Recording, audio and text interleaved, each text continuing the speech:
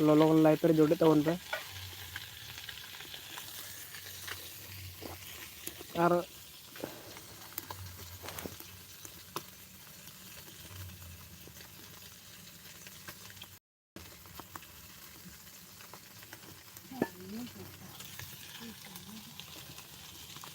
तेहन video upload कर तबना सुनुए चलका को तैयारा और अकोय को पे बापे दाड़े कना कमेंट करते लें पे ओकारे चिके कना लिया पे नितो ताहले ओकारे सॉन्ग मा अपलोड कना ओना को लिया पे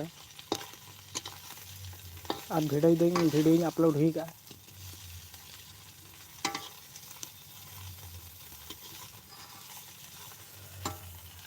नेल तबन पे वीडियो अपलोड कना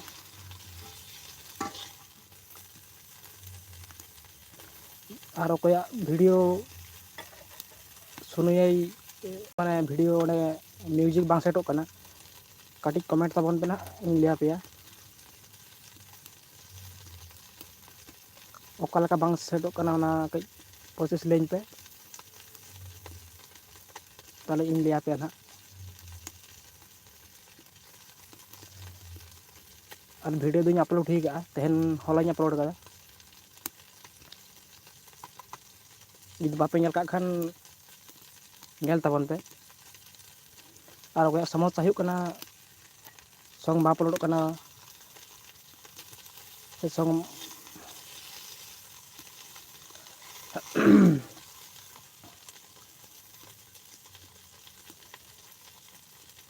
लोगन लाइव पे तबन पे सॉन्ग जुदी बांग अपलोड कन तबन सुनुए रे ताले कमेंट करते ले तबन पे ओके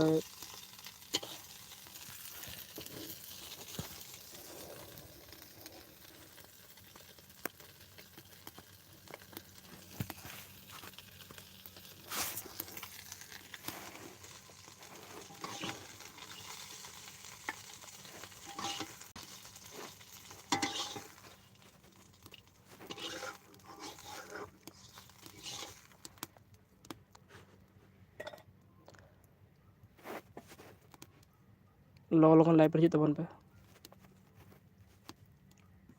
और वीडियो अपलोड हुई कन तबना नेल तबन पे चलावते सुनुयर वीडियो अपलोड कर देहन हॉलाñ अपलोड कदा वीडियो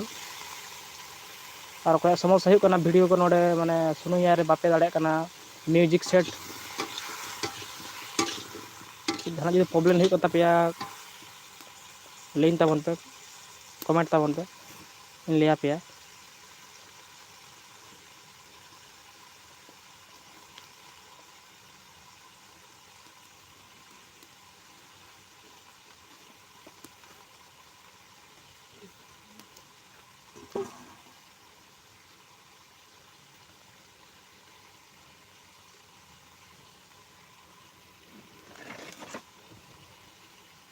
जुदी वीडियो पे कुसी का खान लाइक सब्सक्राइब दला पेड़िंगे और नवा वीडियो आड़ा का दिन onkan वीडियो दो जथोड़ बाको लिया पे चेदा से नेतार जमाना दो जथोड़ दो बाको लिया गया और जथोड़ दो बाको लिया है आम पैसा कमा में नहीं पैसा कमा इन दो जथोड़ चाय जमन जथोड़ पैसा कमाबो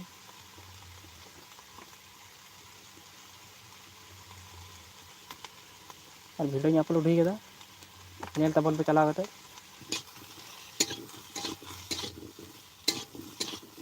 नेल कते नेल तो ना वीडियो जुदी पे कराबा पूरा ओका के संग हिजुआ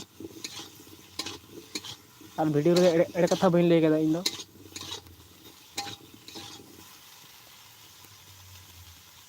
और अकोय को जहां प्रॉब्लम हुई कन तपेया सॉन्ग माने सेरेंग बांग अपलोड कन तबे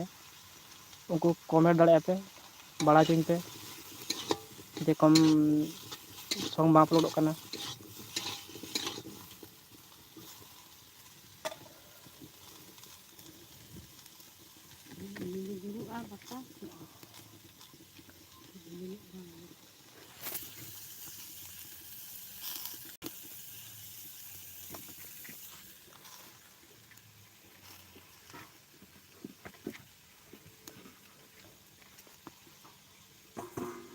वीडियो अपलोड kan tabona चला तो ñel दाड़े पे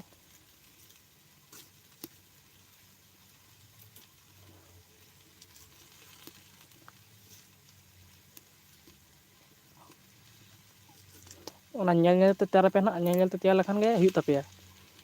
वीडियो ñel ñel ते तैयार पे हुआ और कोई को जुदी सॉन्ग बांग अपलोड kan तपेया सुनो याय रे कमेंट पे ना लिया पे लाइव तला दगे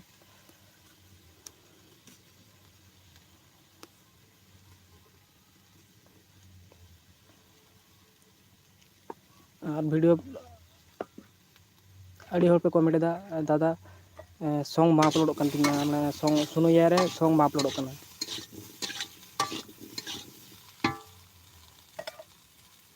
सॉन्ग दो अपलोड बांग अपलोड बांग सॉन्ग दो अपलोड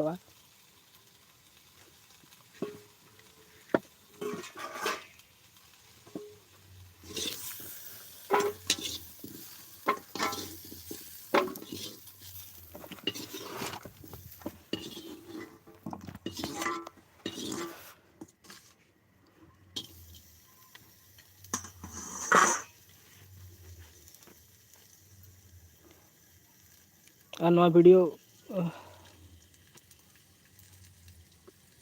और टेलीग्राम अड़ी होर को लैया इन वीडियो अपलोड करते खराब को मने चेदा वीडियो अपलोड केदा चेदम सिका को लिंक केना को अड़ी होर खराब अदो झोतो हर बन हानि एकला तैयार लखन उनका तेदा बांग हुआ जोतो ñel हुआ जोतो को ñel हुआ से ले आले उनी ले चेदा अपलोड केदा वीडियो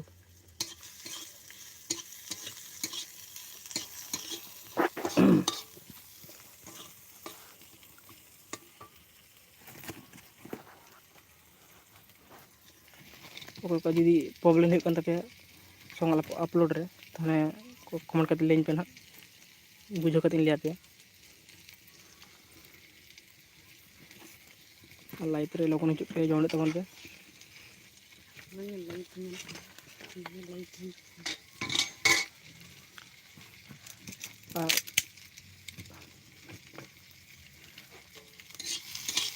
और मिट्टी कथा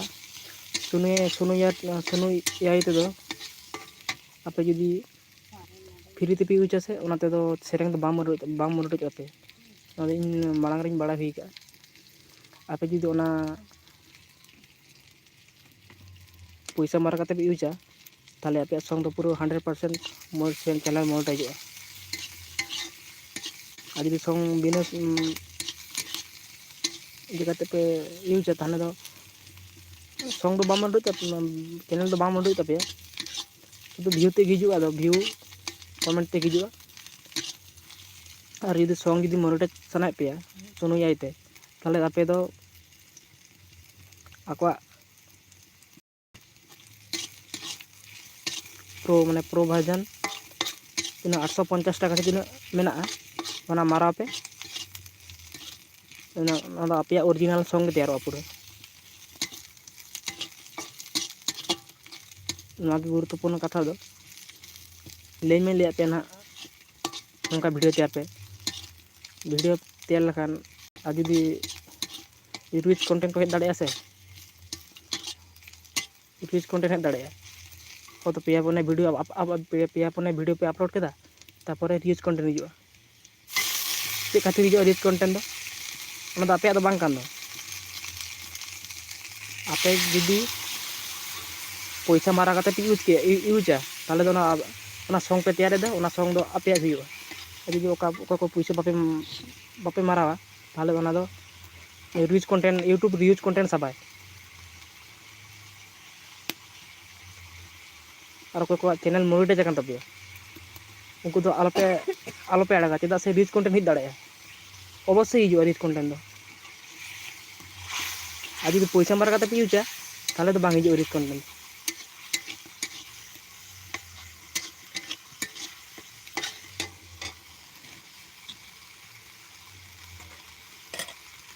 नवागे मेन कथा दो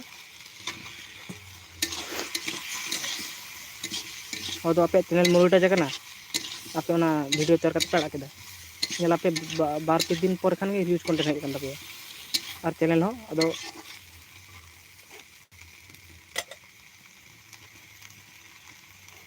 ओनागे लिया पे कना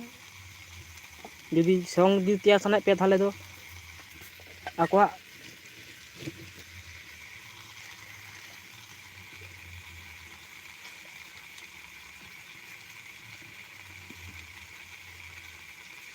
पैसा मारा काती यूज पे चैनल हो मोनेटाइज तापेया और डॉलर हो बोलोना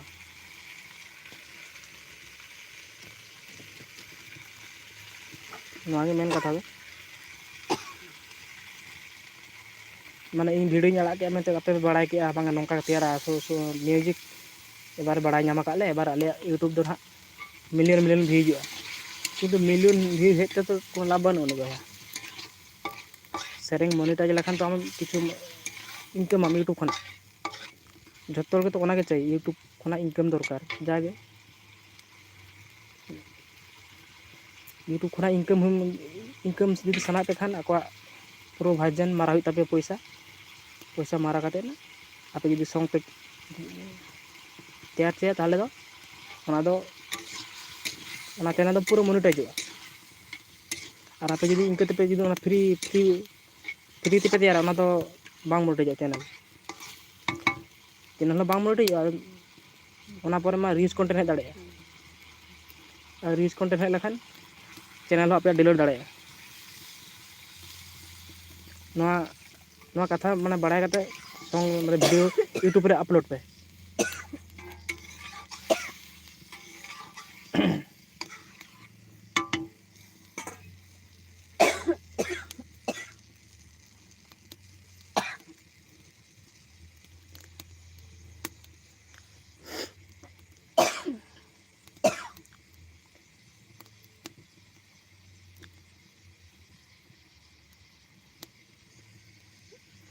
ओनागे लेना कथा थालना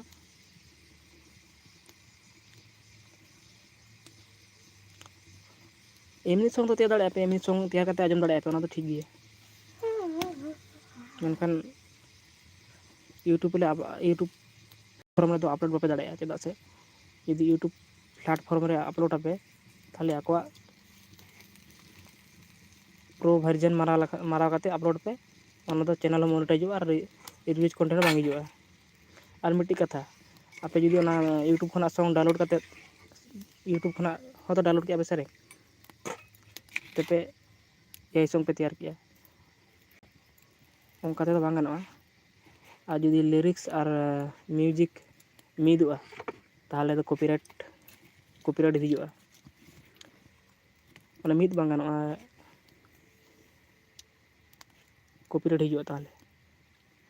लिरिक्स और म्यूजिक दे मिदुआ ताहले कॉपीराइट कंटेंट हिज दाड़े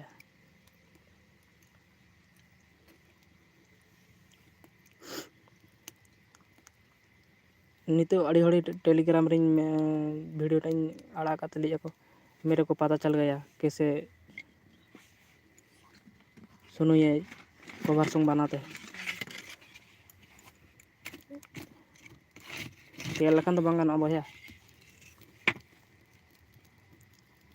शुद्ध यूट्यूब सब्सक्राइब पे नाम को और व्यू चक्कर रे पे चैनल हो डिलीट तापेया नोंका हुयु कना ताड़ी हड़ा चैनल डिलीट कना आजमे दिन तो को फ्री को यूज का फ्री ते यूज का आको चैनल आपे चैनल हो डिलीट दाड़े सुनो ये जुदी म्यूजिक पे तैयार पूरा डिलीट तापेया चैनल हो आज आको हिसाब ते पैसा मारा काते पे यूज ना एप्स थाले दो कॉपीराइट कंटेंट बांग हिजुआ और आपे चैनल हो बांग डिलीटोआ और पैसा पे इनकम दाड़े यूट्यूब खना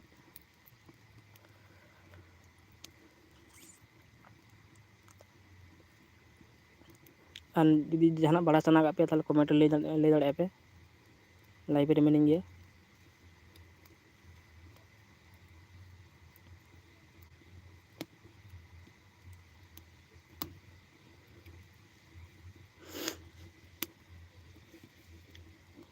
वीडियो रे अड़ी हड़ पे कमेंट कदा मिल कमेंट कदा चेद song bang upload kan taya song upload bang ganok kana ᱚᱸᱰᱮ ᱠᱷᱚᱱᱟᱜ ᱜᱟᱱ ᱫᱚ ᱜᱟᱱᱚᱜᱼᱟ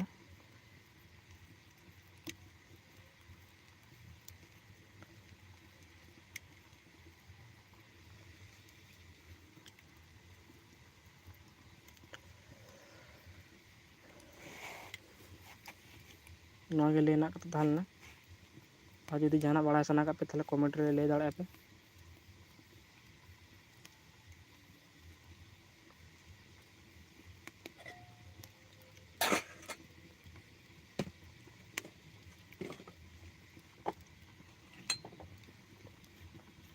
ᱚᱱᱟᱜᱮ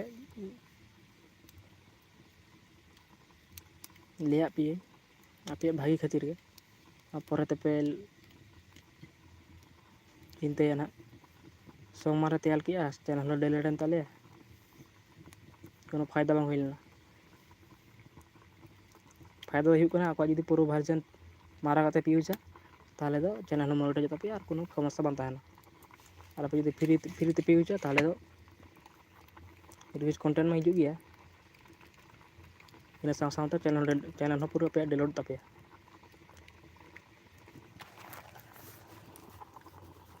450 টাকা মারা কাতে ইউজ পে ঠিক গিয়া চালাগᱼᱟ কোনো সমস্যা বাং হুᱭᱩᱜᱼᱟ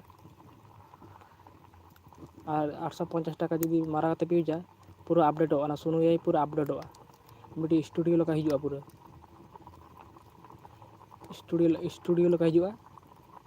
ᱟᱨ ᱯᱷᱤᱪᱟᱨ ᱟᱹᱰᱤ ᱱᱟᱣᱟ ᱯᱷᱤᱪᱟᱨ ᱦᱤᱡᱩᱜᱼᱟ ᱡᱩᱫᱤ ᱯᱚᱭᱥᱟ ᱢᱟᱨᱟ ᱠᱟᱛᱮ ᱯᱮ ᱤᱭᱩᱡᱟ ᱢᱤᱫ ᱢᱟᱥ ᱞᱟᱹᱜᱤᱫ 850 টাকা মারা কাতে ইউজ পে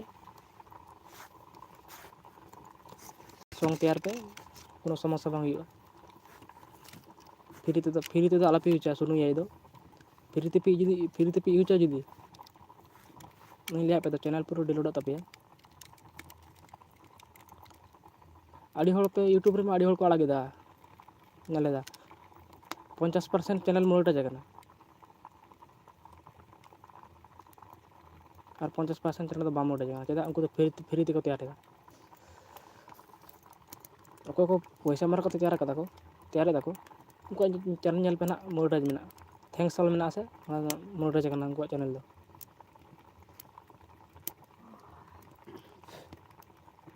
ᱚᱱᱠᱟ ᱡᱩᱫᱤ ᱤᱱᱠᱟᱢ ᱥᱟᱱᱟᱭᱮᱫ ᱯᱮ ᱠᱷᱟᱱ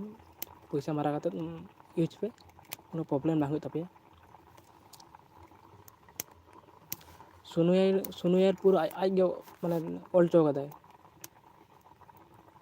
ᱧᱮᱞ ᱠᱟᱹᱫᱟᱹᱧ ᱚᱞ ᱢᱮᱱᱟᱜᱼᱟ ᱚᱸᱰᱮ ᱜᱮ ᱡᱩᱫᱤ ᱤᱭᱩᱴᱩᱵᱽ ᱯᱷᱮᱥᱵᱩᱠ ᱯᱞᱟᱴᱯᱷᱚᱨᱢ ᱨᱮ ᱟᱲᱟᱜᱟᱯᱮ ᱛᱟᱦᱚᱞᱮ ᱫᱚ ᱟᱠᱚᱣᱟᱜ ᱯᱩᱨᱟᱹ ᱵᱷᱟᱨᱡᱮᱱ ᱢᱟᱨᱟ ᱠᱟᱛᱮ ᱟᱲᱟᱜ ᱯᱮ ᱩᱱᱤ ᱞᱟᱹᱭ ᱦᱚᱪᱚ ᱠᱟᱫᱟ ᱚᱸᱰᱮ ᱠᱷᱚᱱ ᱞᱟᱹᱭ ᱦᱚᱪᱚ ᱠᱟᱫᱟ ᱚᱞ ᱢᱮᱱᱟᱜᱼᱟ তাহলে ᱟᱯᱮᱭᱟᱜ ᱪᱮᱱᱮᱞ ᱦᱚᱸ ᱢᱚনিᱴᱟইᱡᱚᱜᱼᱟ ᱟᱨ ᱤᱱᱠᱟᱢ ᱦᱚᱸ ᱫᱟᱲᱮᱭᱟᱜᱼᱟ ᱯᱮ ᱟᱨ ᱯᱷᱨᱤ ᱛᱮᱫᱚ ᱚᱠᱚᱭ ᱯᱷᱨᱤ ᱛᱮᱯᱮ ᱛᱮᱭᱟᱨᱮᱫᱟ ᱩᱱᱠᱩ ᱫᱚ ᱪᱮᱱᱮᱞ ᱫᱚ ᱵᱟᱝ ᱢᱚনিᱴᱟইᱡᱚᱜᱼᱟ শুধু ভিউ আর লাইক তে হিজুᱜᱼᱟ আর কোনো ᱪᱮᱫ ᱵᱟᱝ ᱦᱩᱭᱩᱜ ᱛᱟᱯᱮᱭᱟ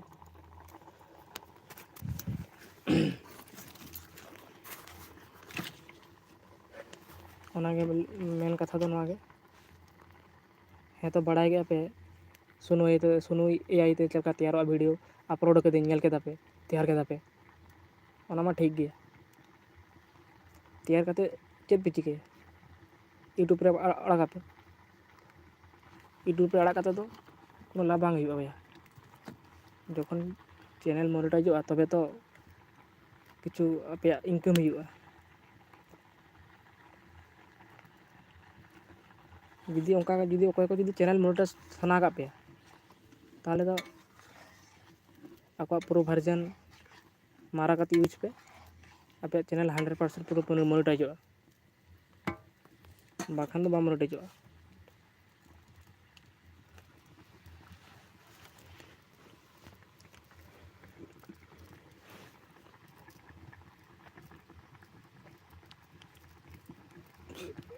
কপিরাইট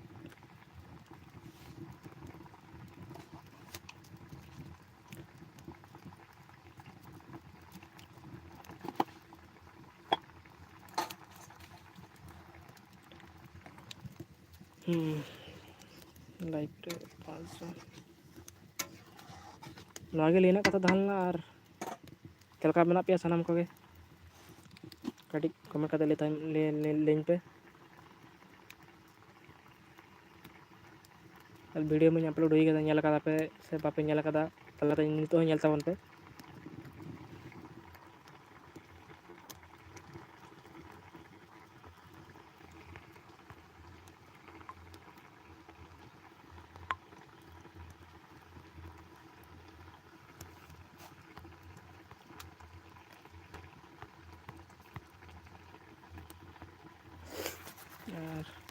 और लेना कथा था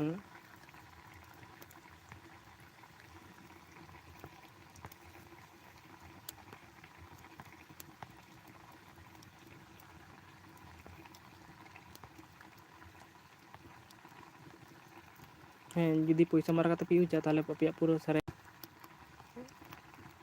रिच रहे पूरा रिच सारे रिच पैसा मारा यूज मैंने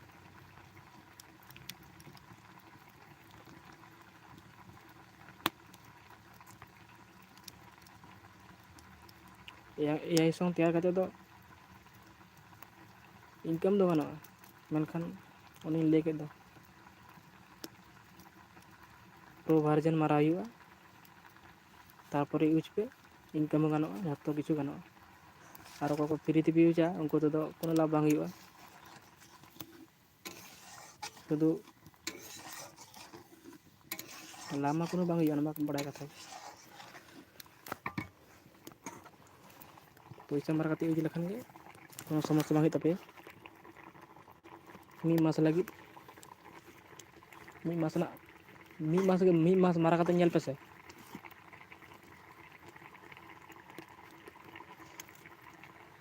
जुदी चैनल बाम मोडेजो ले पे कमेंट करते तो चैनल बाम मोडेज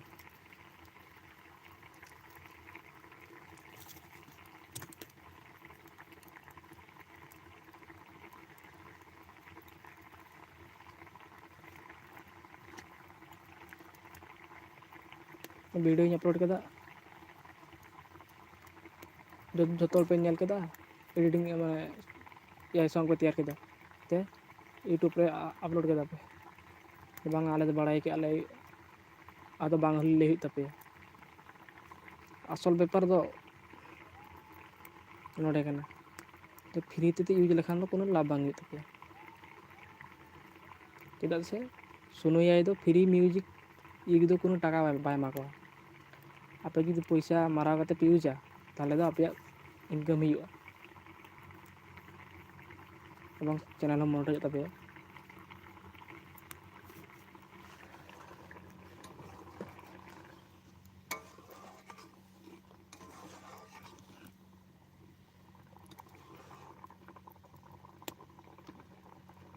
चैनल जुदी मोनेटाइज खान पे चैनल जुदी आपे जुदी मोनेटाइज साना पे खान ताले पैसा मारा यूज पे कोनो प्रॉब्लम बांग तपे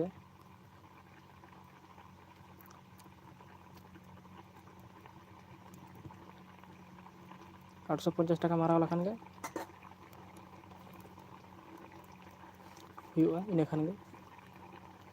तापर सॉन्ग तैयार पे कोनो प्रॉब्लम बांग तपे कॉपीराइट बांग हिजु तपे और कोनो समस्या बांग तपे आ जुदी बिना यूज करते पे जुदी तैयारा मतलब रिच कंटेंट दाड़े नवा मांग रे बड़ा कथा रिच कंटेंट मा हिजु गया और रिच कंटेंट हेज माने ओका को चैनल मोनेटाइज करना ओना को चैनल दो बाम मोनेटाइज ओना के जुदी ओका को यूट्यूब मोनेटाइज मेना नित धाबी मोनेटाइज मेना नित धाबी जुदी मोनेटाइज मेना उनको दो AI सॉन्ग आलो पे अड़ागा फ्री ते तैयार करते आलो पे अड़ागा पैसा मारा करते अड़ाग पे कोनो समस्या बांग हुआ मांग लिया पे कना ओका को चैनल मोनेटाइज मेना नित धाबी उनको दो आलो पे अड़ाग ताबोना पैसा मारा करते अड़ाग पे कोनो समस्या बांग हुआ जुदी फ्री ते यूजा उनका के पिया पने वीडियो अपलोडा तारपरे नेल पे रिव्यूज कंटेंट दाड़े और रिव्यूज कंटेंट हेज माने चैनल हो डिलीट दाड़े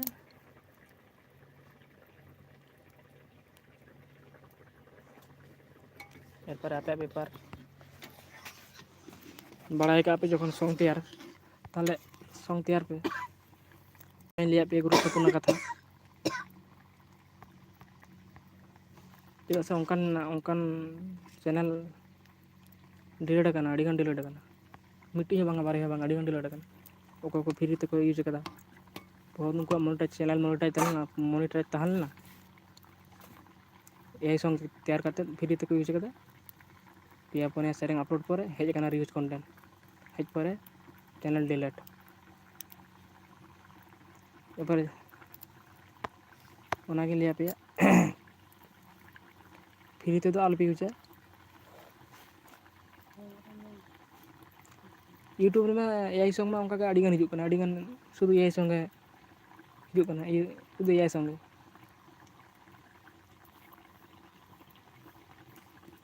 हिजुक kana चैनल तो बा मोनेटाइज kana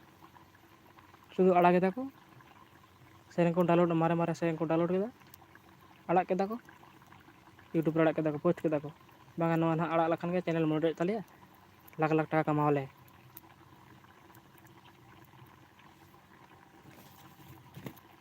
भैया लाख लाख टाका कमा खातिर दो से आको प्रोवाइजन मारा लखन आपे पैसा पे नामा किछु यूट्यूब खना आपे जदि इनके तो पे यूजा ताले तो कोनो लाभ बांग हुई तपे नवा दिन नेल हुई के इन तैयार ले आर मिटे यूट्यूब चैनल तालेन तिया ओनारेन तैयार लेदा तिना 5टी वीडियो गिडी लेदा चैनल मोनेटाइज तालेन तिया लेली हापेन गिडी लेगे बई बड़ा थान तापर गिडी केदा पिया पने सारिंग गिडी केदा तापर 5-7 दिन पर 7 दिन पर ᱧᱮᱞ ᱠᱮᱫᱟ ᱡᱚᱠᱷᱚᱱ ᱤᱭᱩᱡᱽ ᱠᱚᱱᱴᱮᱱᱴ ᱦᱮᱡ ᱟᱠᱟᱱ ᱛᱤᱧᱟ ᱤᱭᱩᱡᱽ ᱠᱚᱱᱴᱮᱱᱴ ᱦᱮᱡ ᱟᱠᱟᱱᱟ ᱟᱨ 2 मास पर ᱚᱱᱟ রিপ্লাই চালুᱜᱼᱟ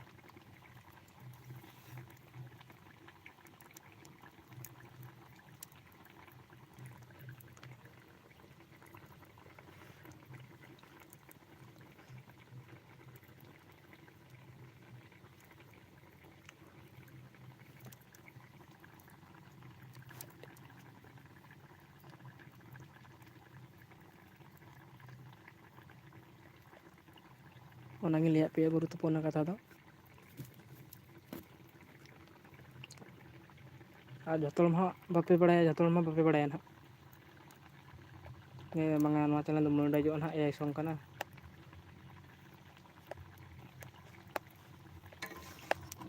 ओकालकान चैनल मोनेटाइज ओनागे लिया पे दो लिरिक्स और म्यूजिक मिड बान थान मा ओका सेरेंग पे डाउनलोड एदा उनिया लिरिक्स एक ही बांग तहन मा और म्यूजिक एक ही बांग तहन मा तबे ना कॉपीराइट बांग हिजुआ आ जदि आकोआ सेरेंग ओना एआई सेरेंग मिद कना तबे खान तो कॉपीराइट हिजुआ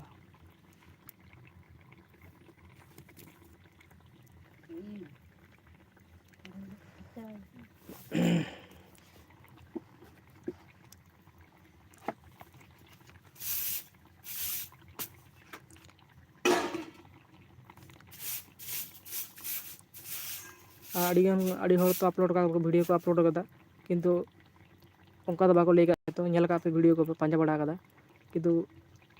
असल बेपार बाको ले का पे ओका लका एआई कवर सॉन्ग तैयार और इन दो वीडियो रिंग ले का दो पूरा ओरिजिनल गिन ले कदा अड़ी वीडियो नेल कदा किंतु ठीक मतो बाको ले का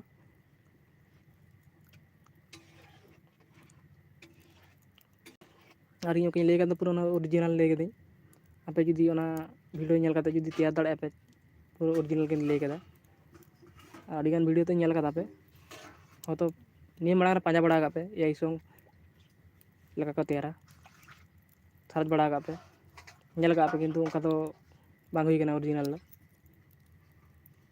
मिट्टी बारा तो बाको ले का पे और इन को वीडियो अड़ा कदा होला मतलब पूरा ओरिजिनल वीडियो अड़ा कदा और कोई कोनो समस्या हुई खान तैयार कमेंट दाड़े पे मिनिंग गया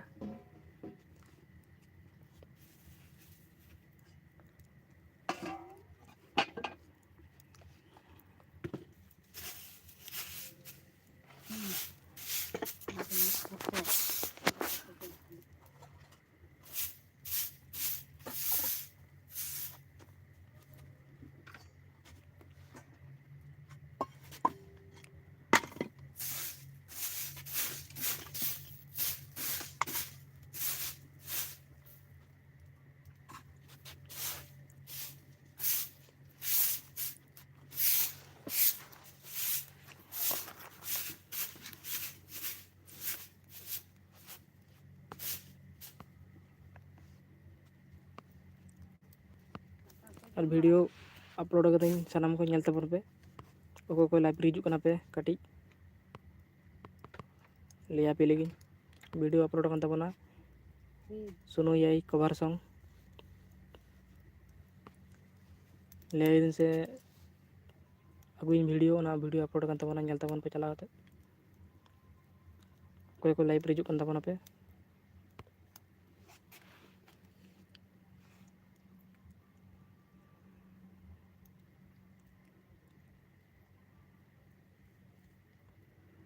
और कोई को लाइव रे मेना पे तबना नितो कड़ी कमेंट तबन पे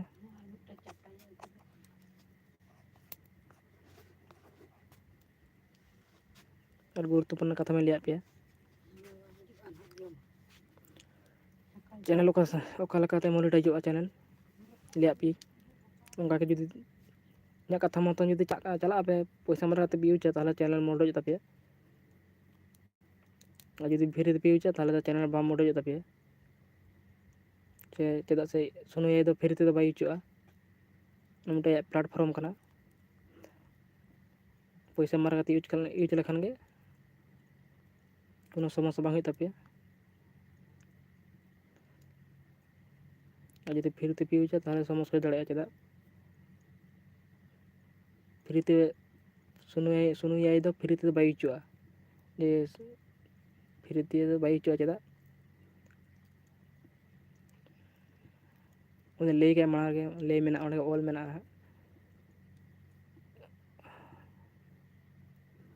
राम किस्कू हाई हेलो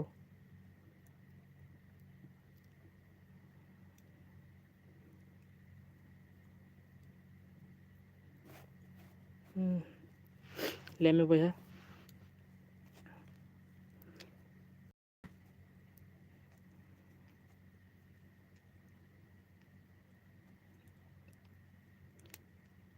और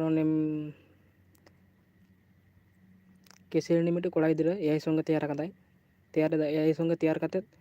माने तीन लिया होला महादेर के स्क्रीनशॉट कते भेजा दिया तीन $200 हुई कान ताया एआई संगे तैयार कते $200 स्क्रीनशॉट भेजा दिया केसरी बड़ा गया पे नते वेस्ट बेंगल केसरी जो पे बड़ा गया से बांगा वेस्ट बेंगल पड़ा केसरी दो उन्हें कोड़ा गिद्रा कनाय अदो लिया दिया लिया के चैनल मोनेटाइज करन तमा लिया हां चैनल मोनेटाइज करना लिया $3 हुई तमा अदो लिया तीन हुईना का $200 3 दिन तो चैनल मोनेटाइज करना हुई 15 दिन रे $200 हुई कानते 15 दिन रे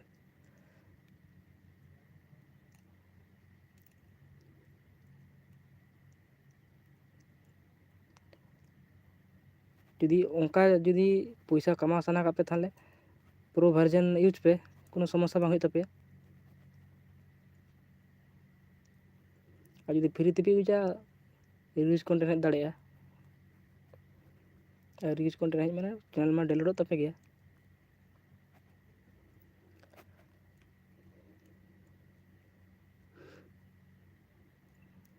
फ्री पैसा मारा ते यूज पे कोनो समस्या बांग हुआ पे चैनल मोनेटाइज तपे इनकम दाड़े पे किछु यूट्यूब खना इनकम दाड़े पे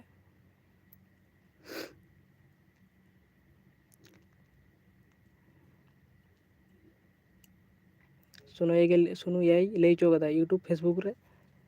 पैसे जुदी प्रो वर्जन मारा कते यूजा ताहले दो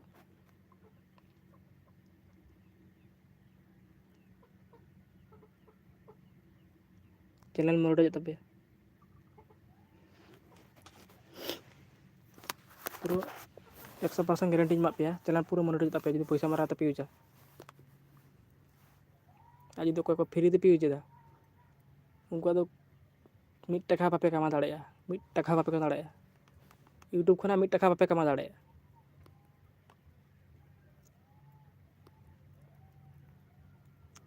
सुनु याई दो मिट्टी प्लेटफॉर्म कना यूट्यूब लगा मिट्टी प्लेटफॉर्म कना और खना सॉन्ग हयतो आम निजे निजे गेम ले केदा लिरिक्स मॉल केदा निजे निजे के और मा म्यूजिक मा तहन कान गया तैयार केदा ना तो कोनो समस्या बांग तमा ना पूरा आमा ओरिजिनल कंटेंट कना से निजे मा ओलेदा निजेम तैयारेदा निजेम एडिटिंग दा ᱚᱱᱟ ᱟᱢᱟᱜ ᱱᱤᱡᱮᱨ ᱠᱚᱱᱴᱮᱱᱴ ᱠᱟᱱᱟ ᱟᱨ ᱦᱚᱲᱟᱜ ᱵᱷᱤᱰᱤᱭᱳ ᱰᱟᱣᱩᱱᱞᱳᱰ ᱠᱟᱛᱮ ᱟᱲᱟᱜ ᱫᱚ ᱯᱨᱚᱵᱞᱮᱢ ᱛᱟᱦᱮᱱ ᱜᱮᱭᱟ ᱵᱚᱭᱦᱟ ᱚᱱᱟᱛᱮ ᱨᱤᱞᱥ ᱠᱚᱱᱴᱮᱱᱴ ᱦᱩᱭ ᱫᱟᱲᱮᱭᱟᱜᱼᱟ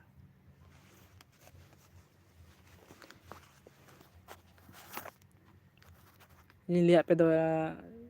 ᱤᱭᱩᱴᱩᱵᱽ ᱠᱷᱚᱱ ᱥᱮᱨᱮᱧ ᱯᱮ ᱰᱟᱣᱩᱱᱞᱳᱰ ᱠᱮᱫᱟ ᱢᱟᱨᱮ ᱥᱮᱨᱮᱧ ᱯᱮ ᱰᱟᱣᱩᱱᱞᱳᱰ ᱠᱮᱫᱟ ᱛᱚᱵᱮ ᱚᱱᱟ ᱨᱮᱱᱟᱜ ᱞᱤᱨᱤᱠᱥ ᱯᱮ ᱚᱞ ᱦᱚᱪᱚ ᱠᱮᱫ ᱛᱮ ᱱᱟᱸᱰᱮ ᱯᱮ ᱥᱟᱢᱵᱟᱣ ᱠᱮᱫ ᱛᱮ ᱵᱷᱤᱰᱤᱭᱳ ᱯᱮ ᱟᱲᱟᱜ ᱠᱮᱫᱟ ᱵᱟᱝ ᱪᱮᱱᱮᱞ ᱨᱮᱱᱟᱜ ᱢᱩᱞ ᱦᱩᱭᱩᱜ ᱛᱟᱞᱮᱭᱟ ᱤᱱᱠᱟᱢ ᱟᱞᱮ ᱯᱚᱭᱥᱟ ᱚᱱᱠᱟ ᱛᱮᱫᱚ ᱵᱟᱝ ᱜᱟᱱᱚᱜᱼᱟ निजेर लिरिक्स पे ऑल केदा निजे ऑल केदा पे लिरिक्स निजे पे एमाना स्टाइल्स म्यूजिक ते तैयार करते किछु एडिटिंग गोल करना पे हल्का हल्का पे एडिटिंग गोल करना जेमन यूट्यूब बाय बड़ा दाड़े मा जे नोआ एआई सॉन्ग करना उनी में बड़ा गया ना बड़ा कथा यूट्यूब में बड़ा गया ना ओना मा एआई सॉन्ग करना किंतु ओना वीडियो के एडिट जो जेमन ओना वीडियो रे फोटो को हिलो मा फोटोटा बांग तिंगु थिर को मा फोटोटा हानते नाते हिलो मा जेमन यूट्यूब रिच कंटेंट बाय साब दाड़े मा पे वीडियो उनका का दाड़क पे कोनो समस्या बांग हुई तपे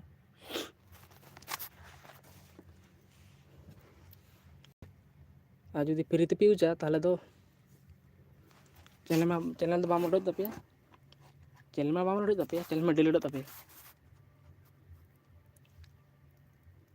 आड़ी हड़ो माने जेरे तहन लको अपेक्षा तहन लको जे नोआ तिस उडुगुआ नोआ सुनो एआई सॉन्ग तिस उडुगुआ उडुक कना उडुगिना तो तैयार पे अपलोड पे दे उनका तो बांग गानोआ पैसा मारा कते यूज पे चैनल मोनेटाइज तपे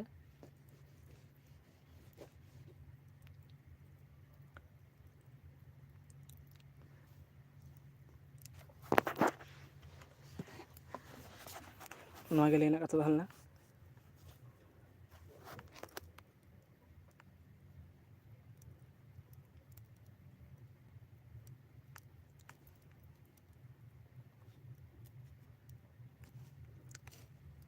ये तो इंगे कमेंट करते लिंक को पता चल गया मुझे कैसे एआई सॉन्ग बनाते हैं अरे बड़ा नाम के खाम चिके ना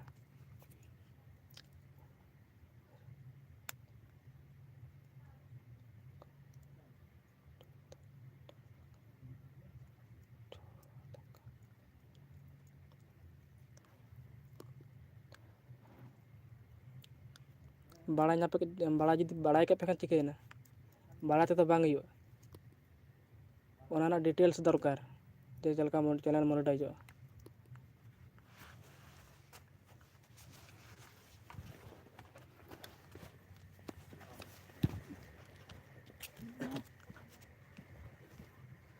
ओनागी लिया पे ओका लेका से आपे पे इनकम ओनागी लिया पे से इन भूल कथे लिया पे तो ओना लगी वीडियो की तैयार कदा एबार आपे जुदी पैसा मारा कते यूज किया ताले दो इनकम दाड़े पे यूट्यूब खना इनकम दाड़े पे आ जुदी फ्री ते यूज केदा ताले इनकम 1 टाका बापे दाड़े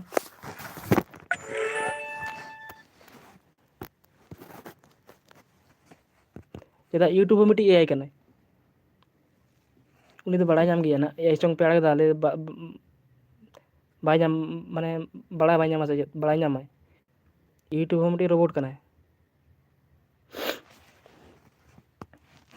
और एआई सॉन्ग मिटी रोबोट कना बड़ा नाम दाड़े जे आपे नोआ एआई सॉन्ग पे माने सुनो एआई ते पे तैयार कदा नोआ सॉन्ग उनी तो बड़ा नाम है खन तो बड़ा नाम दे एआई सॉन्ग कना नोआ एआई सॉन्ग कना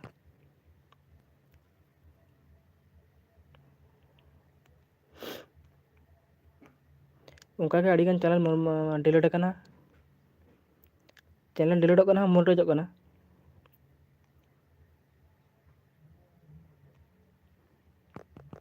जुदी चैनल जुदी आपे जुदी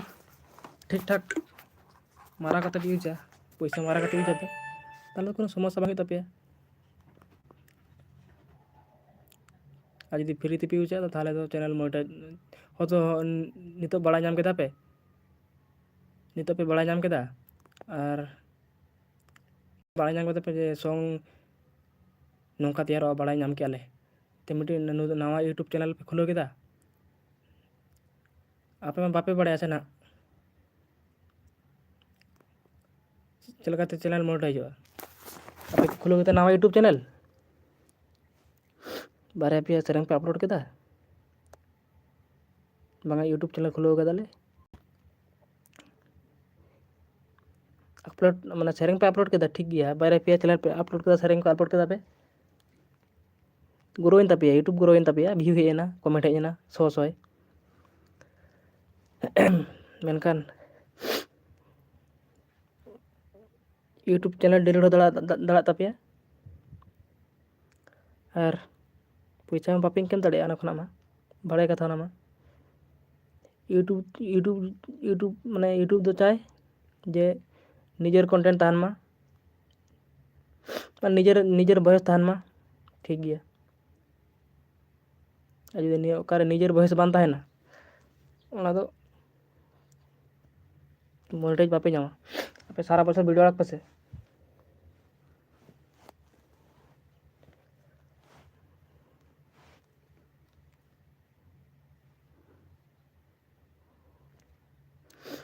सारा बছর जुदी वीडियो पे आड़ा अंतर है चैनल तो बाम मोनेटाइज तपे चेदा से ओना रे मा आपे कोनो कंटेंट बानुनी जतो के एआई कराए सेरेंग हो एआई कराए वीडियो हो एआई कराए जतो के जुदी एआई करा के आपे चेत पे करावा आपे तो कंटेंट लगा जो कोनो जिनिस वॉइस लगा तपे वीडियो जुदी वॉइस पे आपे वॉइस ते सेरेंग पे तैयारा तेरे गानो आपे वॉइस पे आपे ओना माने ओना लिरिक्स लगा के वॉइस पे माने सेरेंग के आपे ते ओना पे अपलोड को करना सुनो यार ते उनी पूरे ओना वॉइस टागे आपे वॉइस लगा बा बुझा किंतु ओना रकम वॉइस पूरा हिजुआ आपे ओरिजिनल सॉन्ग हिजुआ ओरिजिनल सॉन्ग तैयार करते हिजुआ आपे ओना दो आमा वॉइस मेना कोनो समस्या बान तहना और दो आमा वॉइस बांग कना चे आमा लिरिक्स बांग कना जतो के होड़ा आमा दो चेत शुद्ध एडिटिंग कदा ओना के आमा दो उनका लखन तो बांग गानोआ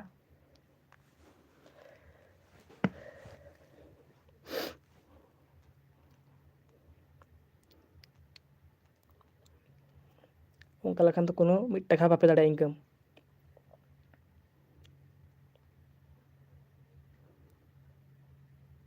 नवा सारी कथा बया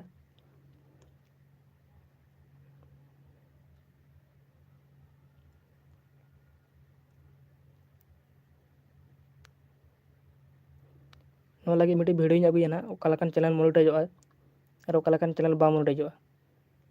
ओफे खाए पे ना वीडियो चला ये भीतर गे ना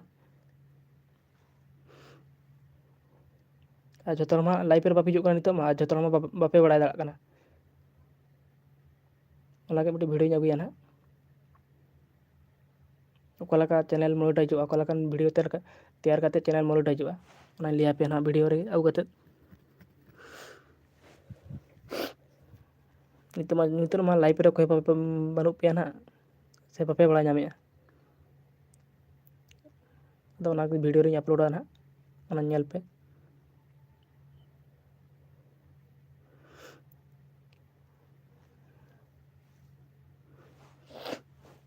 अरे पे उनते चेका राबांग बुझे कना कटी ले दाबन पे नते मा दमे रांग न्यूर कदा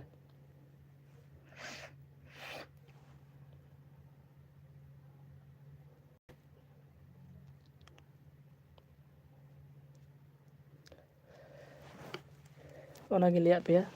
गुरुत्वपूर्ण कथा नवा गे और कखन पे नेलिया कमेंट ले दाबन पे कखन पे नेलेदा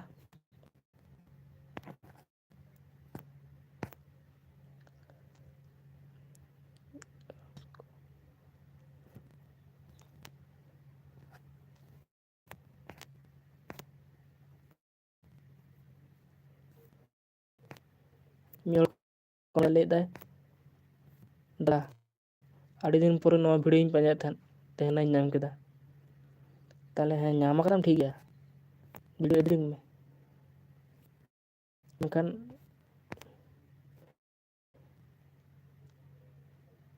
चैनल तो बाम मोडो तपे अरे बड़े कथा के चैनल मोडे माने जुदी चैनल मोडो तपे ताले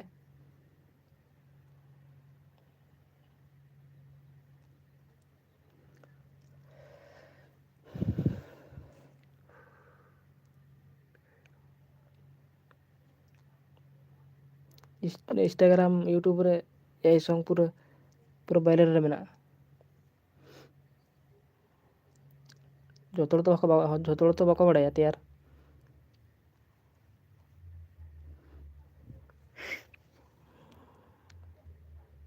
जुदी इनकम सना का पे मिट्टी पद्धति लिया पे कना मांग दो चिके पे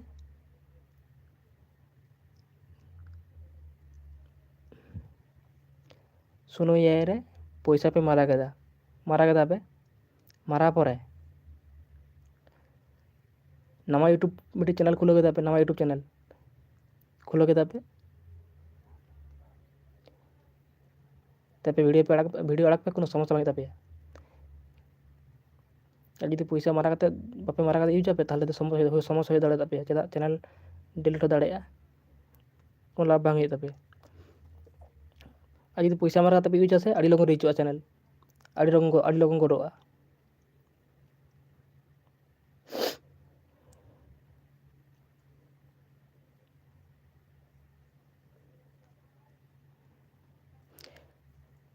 ठीक गया ताहले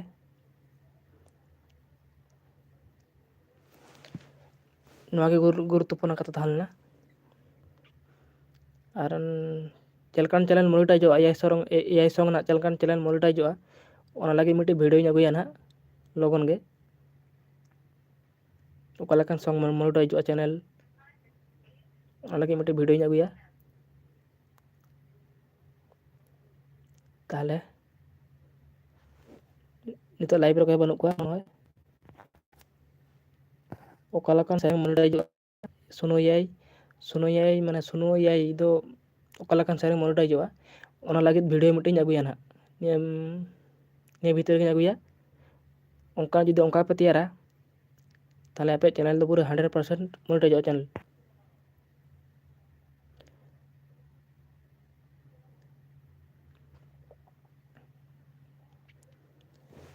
उन लगे मिट्टी वीडियो अगुया ना निया कोटा भीतर ओका लेकान चैनल मोनेटाइजोआ सुनो एआई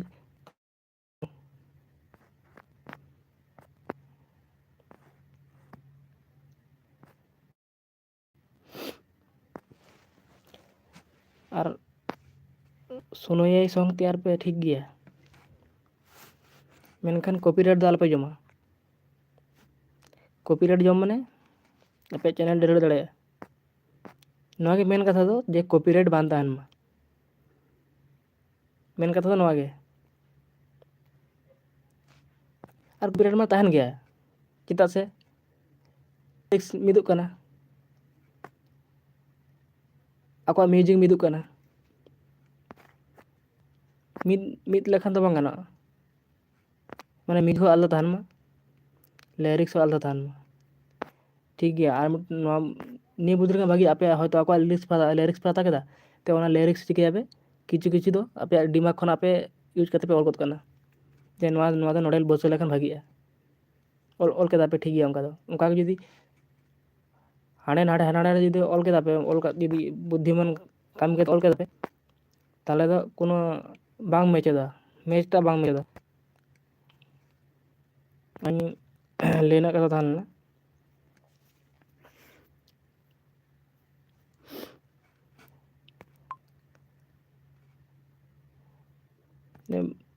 कुकली ना नवा कथा थाना जे ओका का दादा ओका लेकान चैनल मोनेटाइजोआ तो ओना मिट्टी वीडियो अगुया ना जे सुनो एआई ते ओका लेकान चैनल मोनेटाइजोआ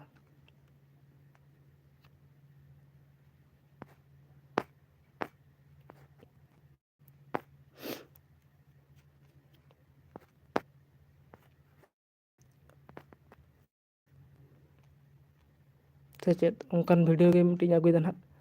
नेल ताबन पे चला बार पे दिन भीतर के अगुया वीडियो ᱡᱮ ᱚᱠᱟ ᱞᱮᱠᱟᱱ ᱪᱮᱱᱮᱞ ᱢᱚᱱᱮᱴᱟᱭᱤᱡᱚᱜᱼᱟ ᱥᱩᱱᱩ ᱤᱭᱟᱹ ᱨᱮᱱᱟᱜ ᱥᱮᱨᱮᱧ ᱛᱮ, ᱡᱮ ᱚᱱᱠᱟᱱ ᱵᱷᱤᱰᱭᱳ ᱛᱮᱭᱟᱨ ᱟᱯᱮ ᱡᱩᱫᱤ ᱪᱮᱱᱮᱞ ᱢᱚᱱᱮᱴᱟᱭᱤᱡᱚᱜ ᱛᱟᱯᱮᱭᱟ, ᱤᱱᱠᱟᱢ ᱦᱚᱸ ᱫᱟᱲᱮᱭᱟᱜᱼᱟ ᱯᱮ ᱤᱭᱩᱴᱩᱵᱽ ᱠᱷᱚᱱᱟᱜ᱾ ᱟᱨ ᱟᱯᱮ ᱡᱩᱫᱤ ᱯᱷᱨᱤ ᱛᱮᱯᱮ ᱤᱭᱩᱡᱟ ᱛᱟᱦᱚᱞᱮ ᱫᱚ ᱵᱟᱝ ᱢᱚᱱᱮᱴᱟᱭᱤᱡᱚᱜ ᱪᱮᱱᱮᱞ ᱴᱟᱜ ᱟᱯᱮᱭᱟᱜ ᱵᱟᱝ ᱢᱚᱱᱮᱴᱟᱭᱤᱡᱚᱜ ᱛᱟᱯᱮᱭᱟ᱾ ᱡᱷᱚᱛᱚ ᱦᱚᱲ ᱜᱮ ᱪᱟᱭ ᱡᱮ ᱤᱭᱩᱴᱩᱵᱽ ᱠᱷᱚᱱᱟᱜ ᱤᱱᱠᱟᱢ ᱫᱚᱨᱠᱟᱨ, ᱡᱮ 1-2 ᱴᱟᱠᱟ ᱤᱭᱩᱴᱩᱵᱽ ᱠᱷᱚᱱᱟᱜ ᱦᱮᱡ ᱞᱮᱠᱷᱟᱱ ᱵᱷᱟᱹᱜᱤ ᱠᱚᱜᱼᱟ᱾ ᱦᱤᱡᱩᱜᱼᱟ, ᱪᱮᱫᱟᱜ ᱵᱟᱝ ᱦᱤᱡᱩᱜᱼᱟ, ᱚᱵᱚᱥᱥᱳᱭ ᱦᱤᱡᱩᱜᱼᱟ᱾ ᱪᱤᱠᱟᱹᱛᱮ ᱦᱤᱡᱩᱜᱼᱟ, ᱚᱱᱟᱜᱮ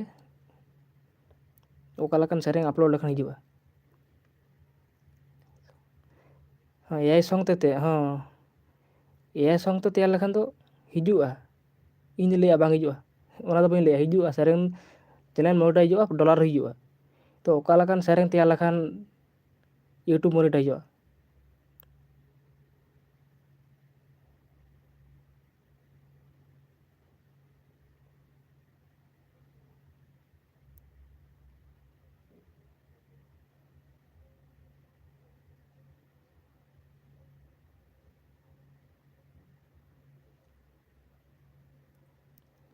ᱱᱚᱣᱟ ᱜᱮ ᱢᱮᱱ ᱠᱟᱛᱷᱟ ᱫᱚ᱾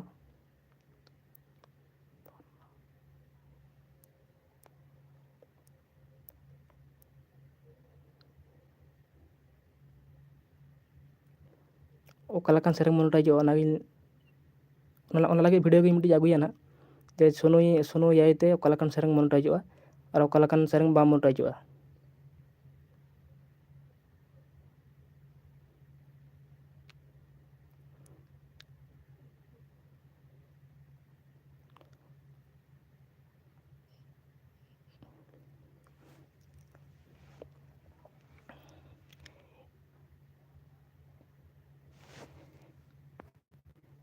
ᱟᱨ ᱱᱚᱣᱟ ᱥᱩᱱᱩ ᱮᱟᱭ ᱫᱚ ᱥᱮ ᱟᱹᱰᱤ ᱫᱤᱱ ᱠᱷᱚᱱ ᱩᱰᱩᱠ ᱠᱟᱱᱟ,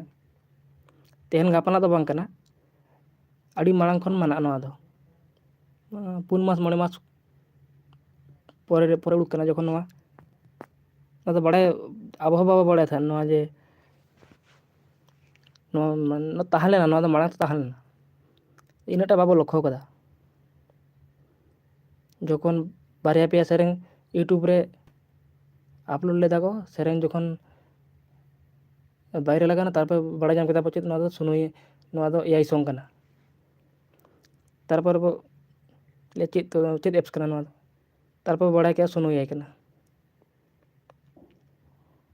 ᱤᱱᱟᱹ ᱢᱟᱲᱟᱝ ᱫᱚ ᱚᱠᱚᱭ ᱦᱚᱸ ᱵᱟᱵᱚ ᱵᱟᱲᱟᱭ ᱛᱟᱦᱮᱸᱫ, ᱤᱧ ᱦᱚᱸᱛᱚ ᱵᱟᱹᱧ ᱵᱟᱲᱟᱭ ᱛᱟᱦᱮᱸᱫ ᱡᱮ ᱱᱚᱣᱟ ᱫᱚ ᱥᱩᱱᱩ ᱮᱟᱭ ᱛᱮᱠᱚ ᱛᱮᱭᱟᱨ ᱠᱟᱫᱟ, ᱤᱧ ᱦᱚᱸ ᱵᱟᱹᱧ ᱵᱟᱲᱟᱭ ᱛᱟᱦᱮᱸᱫ᱾ ᱵᱷᱟᱹᱜᱤ ᱞᱮᱠᱟ ᱡᱚᱠᱷᱚᱱᱤᱧ ᱟᱸᱡᱚᱢ ᱠᱟᱛᱮᱧ ᱧᱮᱞ ᱠᱮᱫᱟ, ᱵᱟᱝᱟ ᱱᱚᱣᱟ ᱫᱚ ᱮᱟᱭ ᱥᱚᱝ ᱠᱟᱱᱟ᱾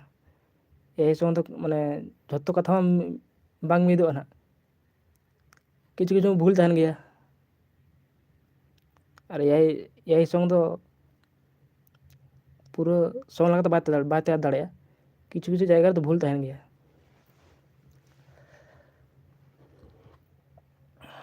ᱚᱱᱟᱜᱮ ᱮᱟᱭ ᱥᱚᱝ ᱛᱮᱭᱟᱨ ᱯᱮ ᱴᱷᱤᱠ ᱜᱮᱭᱟ, ᱮᱟᱭ ᱥᱚᱝ ᱛᱮᱭᱟᱨ ᱯᱮ ᱴᱷᱤᱠ ᱜᱮᱭᱟ, ᱟᱯᱮ ᱟᱸᱡᱚᱢᱟᱯᱮ ᱚᱱᱟ ᱫᱚ ᱛᱮᱭᱟᱨ ᱯᱮ ᱴᱷᱤᱠ ᱜᱮᱭᱟ, ᱠᱤᱱᱛᱩ ᱤᱭᱩᱴᱩᱵᱽ ᱯᱞᱟᱴᱯᱷᱨᱚᱢ ᱨᱮᱫᱚ ᱟᱞᱚᱯᱮ ᱟᱯᱞᱳᱰᱟ, ᱪᱮᱫᱟᱜ ᱥᱮ ᱚᱱᱟ ᱫᱚ ᱟᱯᱞᱳᱰ ᱞᱮᱠᱷᱟᱱ ᱦᱚᱸ ᱪᱮᱱᱮᱞ ᱫᱚ ᱵᱟᱝ ᱢᱚᱴᱚᱡᱚᱜ ᱛᱟᱯᱮᱭᱟ᱾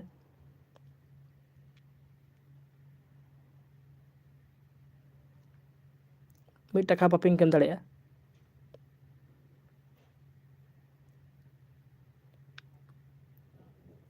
ᱡᱩᱫᱤ ᱤᱱᱠᱟᱢ ᱥᱟᱱᱟ ᱠᱟᱜ ᱯᱮ ᱠᱷᱟᱱ ᱫᱚ ᱟᱠᱚᱣᱟᱜ ᱯᱷᱤᱭᱩᱪᱟᱨ ᱯᱮ ᱤᱱᱠᱟᱢ ᱫᱟᱲᱮᱭᱟᱜᱼᱟ, ᱚᱱᱟ ᱫᱚ ᱤᱱᱠᱟᱢ ᱫᱟᱲᱮᱭᱟᱜᱼᱟ ᱯᱮ ᱤᱭᱩᱴᱩᱵᱽ ᱠᱷᱚᱱᱟᱜ ᱰᱚᱞᱟᱨ ᱦᱤᱡᱩᱜ ᱛᱟᱯᱮᱭᱟ᱾ ᱟᱨ ᱡᱩᱫᱤ ᱤᱱᱠᱟᱹ ᱛᱮᱯᱮ ᱤᱭᱩᱡᱟ, ᱛᱟᱦᱚᱞᱮ ᱫᱚ 1 ᱴᱟᱠᱟ ᱵᱟᱝ ᱦᱤᱡᱩᱜ ᱛᱟᱯᱮᱭᱟ, 1 ᱴᱟᱠᱟ ᱵᱟᱝ ᱦᱤᱡᱩᱜ ᱛᱟᱯᱮᱭᱟ᱾ ᱪᱮᱫᱟᱜ ᱥᱮ ᱥᱩᱱᱩ ᱮᱟᱭ ᱫᱚ ᱢᱤᱫᱴᱤᱡ ᱯᱞᱟᱴᱯᱷᱨᱚᱢ ᱠᱟᱱᱟ᱾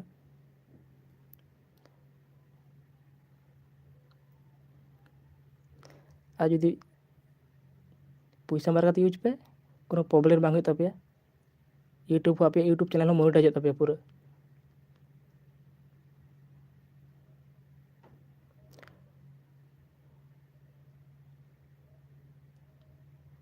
ᱴᱩᱰᱩ ᱠᱚᱲᱟ ᱦᱟᱭ ᱦᱮᱞᱳ, ᱚᱱᱟᱜᱤᱧ ᱞᱟᱹᱭᱟᱫ ᱯᱮᱭᱟ ᱢᱮᱱ ᱠᱟᱛᱷᱟ ᱫᱚ, ᱡᱮ ᱚᱠᱟ ᱞᱮᱠᱟᱱ ᱪᱮᱱᱮᱞ ᱢᱚᱱᱮᱴᱟᱭᱤᱡᱚᱜᱼᱟ, ᱚᱱᱟ ᱵᱷᱤᱰᱭᱳ ᱜᱤᱧ ᱟᱹᱜᱩᱭᱟ ᱱᱟᱦᱟᱜ᱾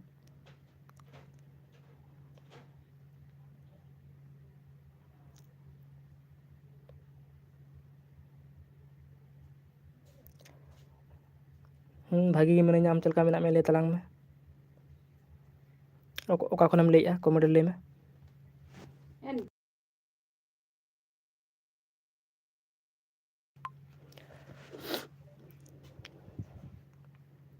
ᱟᱨ ᱱᱚᱣᱟ ᱜᱮ ᱞᱟᱹᱭ ᱨᱮᱱᱟᱜ ᱠᱟᱛᱷᱟ ᱛᱟᱦᱮᱸ ᱞᱮᱱᱟ᱾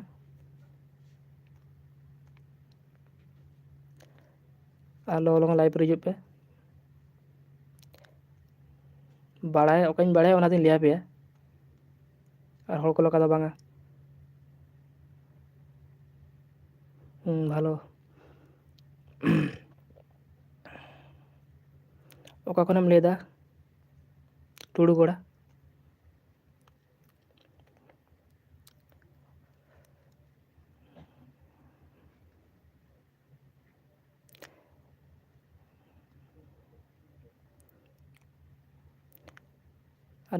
আর যদি ভিডিও বাপে ᱧᱟᱢ ᱟᱠᱟᱫᱟ ᱧᱮᱞ ᱯᱮ ᱱᱚᱣᱟ ᱯᱨᱳᱯᱷᱟইᱞ ᱤᱧᱟᱹᱜ ᱱᱚᱣᱟ ᱤউᱴᱩᱵᱽ ᱪᱮᱱᱮᱞ ᱨᱮ ᱪᱟᱞᱟᱣ ᱠᱟᱛᱮ ᱧᱮᱞ ᱯᱮ, ᱵᱷᱤᱰᱤᱭᱳᱧ ᱟᱯᱞᱳᱰ ᱟᱠᱟᱫᱟ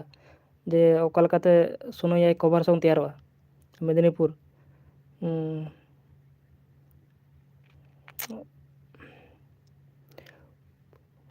পূর্ব মেদিনীপুর না পশ্চিম মেদিনীপুর?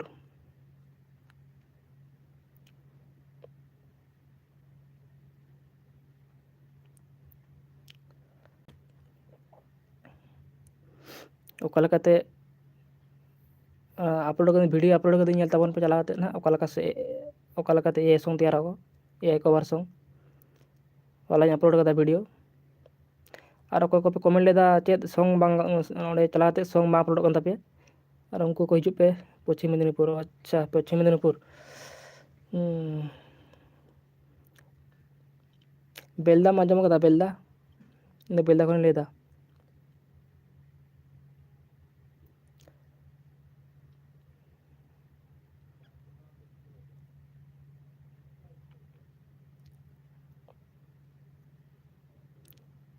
ᱪᱟᱞᱟᱣ ᱠᱟᱛᱮ ᱧᱮᱞ ᱛᱟᱵᱚᱱ ᱯᱮ, ᱵᱷᱤᱰᱤᱭᱳ ᱟᱯᱞᱳᱰ ᱠᱟᱫᱟ ᱮᱟᱭ ᱥᱚᱝ ᱪᱮᱠᱟ ᱠᱚ ᱛᱮᱭᱟᱨᱟ, ᱯᱷᱩᱞ ᱵᱷᱤᱰᱤᱭᱳ ᱢᱮᱱᱟᱜᱼᱟ। ᱪᱟᱞᱟᱣ ᱠᱟᱛᱮ ᱧᱮᱞ ᱛᱟᱵᱚᱱ ᱯᱮ, ᱵᱩᱡᱷᱟᱹᱣ ᱧᱟᱢᱟᱯᱮ ᱚᱠᱟ ᱞᱮᱠᱟᱛᱮ ᱛᱮᱭᱟᱨ ᱠᱟᱱᱟ এআই ᱥᱚᱝ ᱛᱮᱭᱟর ᱜᱟᱱᱚᱜᱼᱟ। ᱵᱷᱤᱰᱤᱭᱳ ᱨᱮ ᱡᱚᱛᱚ ᱠᱟᱛᱷᱟᱧ ᱞᱟᱹᱭ ᱠᱮᱫᱟ।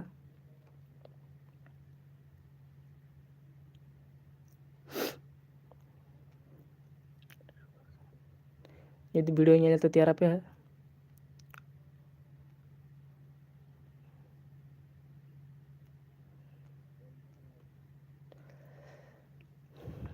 মেদিনীপুর পশ্চিম মেদিনীপুর খᱚᱱᱟᱜ ᱵᱟ? আচ্ছা।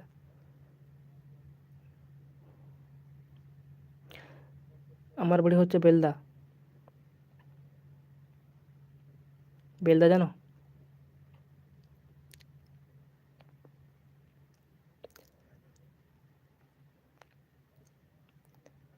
অল্প লগে লাইভ রে হিজুᱜ ᱛᱟᱵᱚᱱ ᱯᱮ।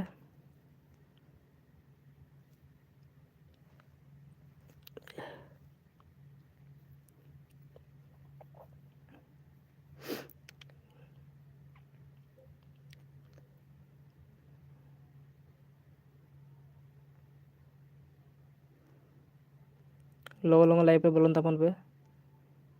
গুরুত্বপূর্ণ কথাᱧ ᱞᱟᱹᱭ ᱟᱯᱮᱭᱟ।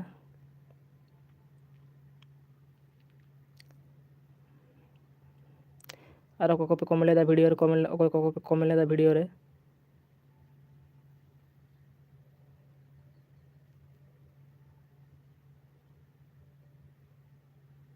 আচ্ছা।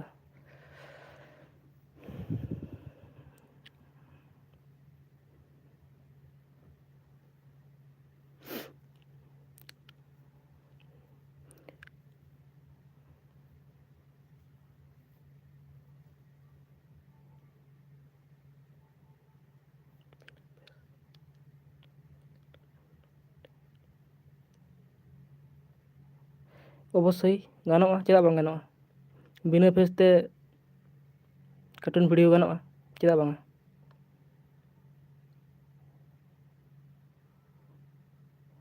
গানোᱜᱼᱟ, অবশ্যই গানোᱜᱼᱟ। কার্টুন ভিডিও গানোᱜᱼᱟ বিনা ফেস তে, কোনো ᱟᱢᱟᱜ ᱯᱷᱮᱥ ᱵᱟᱝ ᱞᱟᱜᱟᱜᱼᱟ ᱥᱮ ᱟᱢᱟᱜ ᱵᱷᱚᱭᱮᱥ ᱦᱚᱸ ᱵᱟᱝ ᱞᱟᱜᱟᱜᱼᱟ। শুধু ᱪᱮᱫ ᱞᱟᱜᱟᱜᱼᱟ? শুধু ᱮᱰᱤᱴᱤᱝ ᱛᱮᱫ ᱟᱢᱟᱜ ᱞᱟᱜᱟᱜᱼᱟ। অবশ্যই গানোᱜᱼᱟ। আর ᱚᱱᱠᱟᱱ ᱪᱮᱱᱮᱞ ᱫᱚ ᱟᱢ ᱡᱮ ᱚᱠᱟ ᱞᱮᱠᱟᱢ ᱞᱟᱹᱭᱮᱜᱼᱟ, ᱚᱱᱟ ᱪᱮᱱᱮᱞ ᱫᱚ ᱯᱩᱨᱟᱹ ᱯᱷᱩᱞ ᱢᱚনিᱴᱟᱭᱡᱚᱜ ᱛᱟᱯᱮᱭᱟ। ᱠᱟর্টুন ভিডিও ᱡᱩᱫᱤ ᱯᱮ ᱟᱲᱟᱜᱟ ᱥᱟᱱᱛᱟᱲ ᱛᱮ, পুরো ফুল, আর ᱚᱱᱟ ᱦᱚᱸ पूरा फुल मॉनिटर तापे चैनल कोनो समस्या बांग हुआ।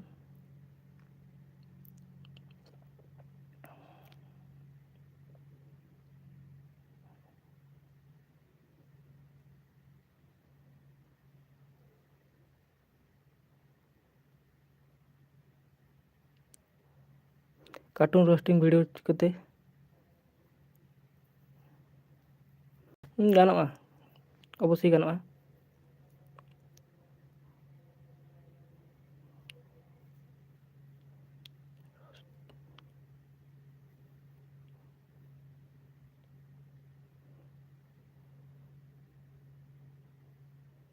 अवश्य गानोगा बया चेदा बांग गानोगा गानोगा।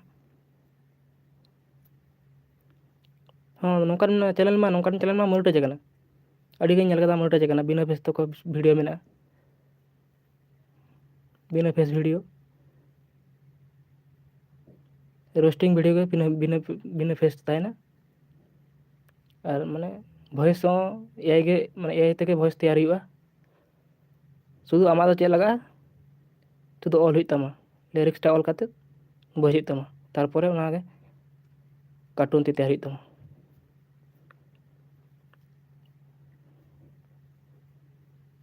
अवश्य तैयार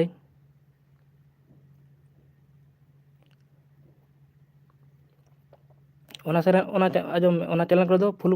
पूरा फुल लियाम कर फुल पूरा चैनल मोनेटाइज तमा कोनो समस्या बांग तमा और इन जे ओकान लेदा एआई सॉन्ग तैयार बाखराते ओनाते दो समस्या हुई दाड़ा तपेया चेदा से ओना दो जतो के एआई तैयार दाय आमा दो कोनो कंटेंट बानु तमा अनुवार दो चेक कंटेंट अनुवार जे आमेम लेदा cartoon video roasting cartoon video ना दो आमा खुद तहना चे तहना लिरिक्स ते आमा तहना जे आमे ऑल कदा नोंका नोंका ऑल कदा लिरिक्स ऑल करते ओनागे वॉइस गद करना वॉइस करते तापर कार्टून इमोजी वीडियो तैयार केदा ले चोय करा मिट्टी कार्टून होतो मैंने चेयर दुड़ू करा है उड़ीगम ले चोय कना नोंकान वीडियो ले चोय तो बया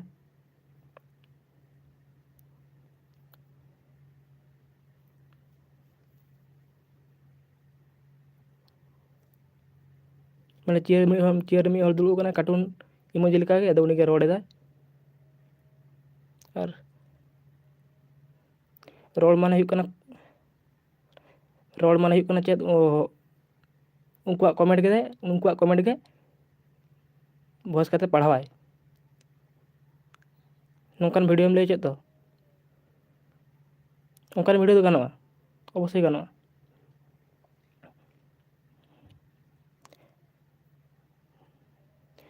और रोस्टिंग वीडियो तैयार लगी दो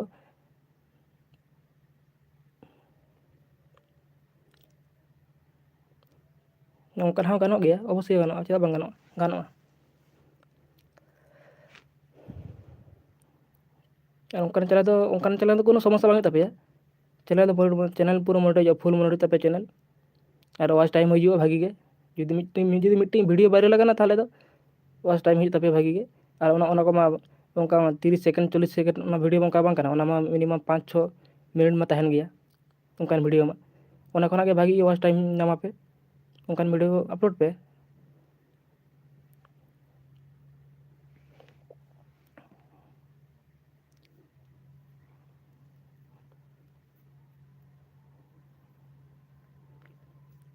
उनकान वीडियो अड़क पे कोनो समस्या बिना आमा फेस बांग तहना आमा वॉइस बांग तहना शुद्ध वीडियो क्लिप में हतावा इंस्टाग्राम फेसबुक कना तेम ओडेम लगा गद करना ते कार्टून तेम ले चोय कदा मैं रोस्ट चोय कना कार्टून तैयार ओना तो गानो अवश्य गानो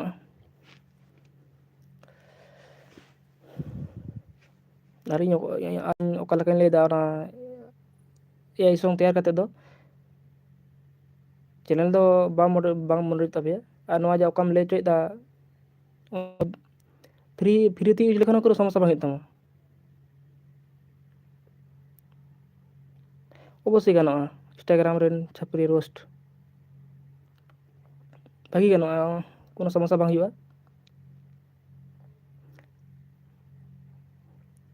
ओना तो मांग पेपर हुई कना मांग दो ओना आमाग कंटेंट माने प्रथम यूट्यूब खुलो के दम चेत कंटेंट ते वीडियो तैयार प्रथम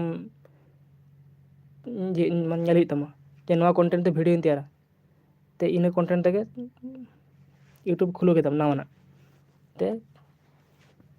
इन कंटेंट के वीडियो मड़ा आम जुदी होयतो आमाग मा शायरी वीडियो कन तमा आम जुदी ओनारे शायरी वीडियो कना आम जुदी ओनारे रोस्टिंग कंटेंट वीडियो मड़ा कदा उनका तेदो चेद बांग हुई तमा नावाना यूट्यूब चैनल खुलो के दम ठीक गया ओना बकराते मिट्टी वीडियो अगुया जो बिना फेस ते तहन बिना वॉइस उनका चैनल मोनेटाइजोगा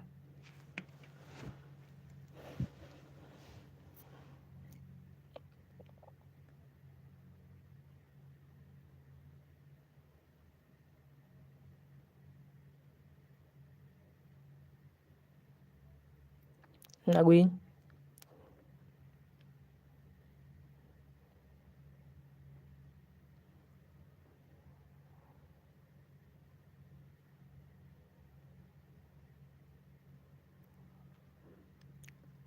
उनकान वीडियो अपलोड पे कोनो समस्या बांग तपे कार्टून वीडियो और कार्टून वीडियो ते चैनल मोनेटाइज तपे अवश्य और ओकालका जे नेता चला कना एआई सॉन्ग तो ओकालकान चैनल मोनेटाइजोगा ओना दो बापे बड़ाया पे मा ओना के मिट्टी वीडियो अगुया ओकालकान चैनल मोनेटाइजोगा एआई सॉन्ग और नवा कार्टून वीडियो ते कोनो समस्या बांग तपे तैयार दाड़े पे ओना वीडियो तैयार दाड़े पे कार्टून रोस्टिंग वीडियो तैयार दाड़े पे कोनो समस्या बांग तपे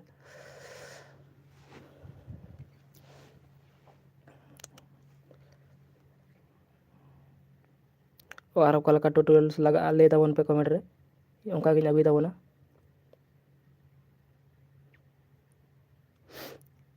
और ओकालकान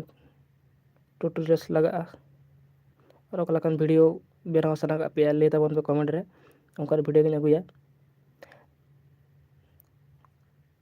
माने भाभी पे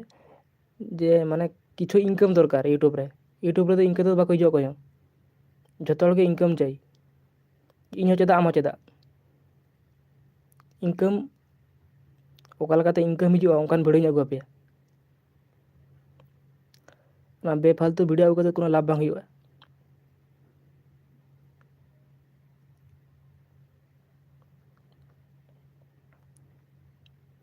बेफालतू वीडियो अगु कते कोनो लाभ बांग हुआ आपे बांग लाभ हुआ जे पे इनकम दाड़िया और इन इनकम उनकान वीडियो अगुना चेष्टाया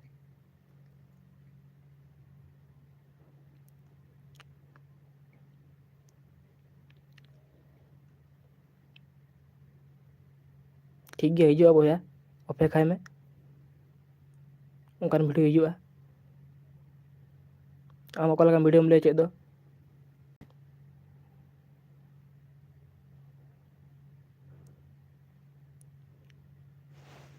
अवश्य अगुई बिना फेस कार्टून रोस्टिंग वीडियो चिकतम तैयारा ओना वीडियो अगुया अपेक्षाय में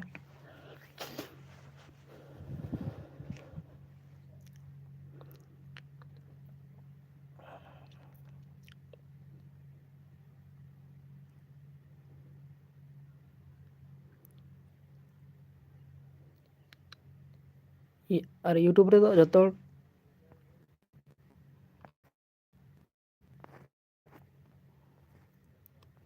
और ओकालकान ट्यूटोरियल्स वीडियो लगा ले ताबन पे कदम जाई तबना जे मले पे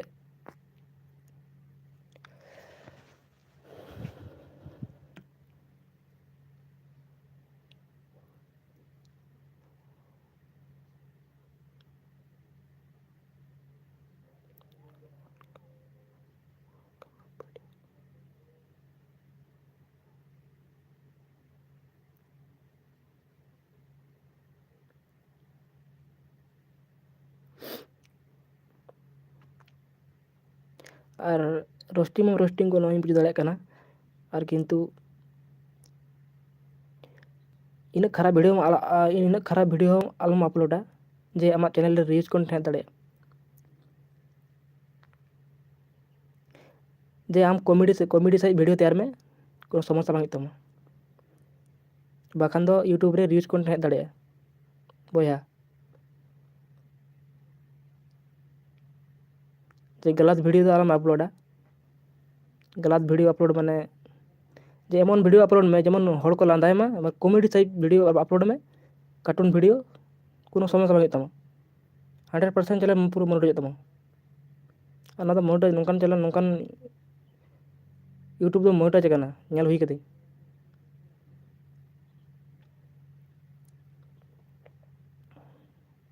जे आमेम रोस्टिंग के को उल्टू फालतू रोस्टिंग के को फालतू फालतू रोस्टिंग के को उनका ते बांग गानो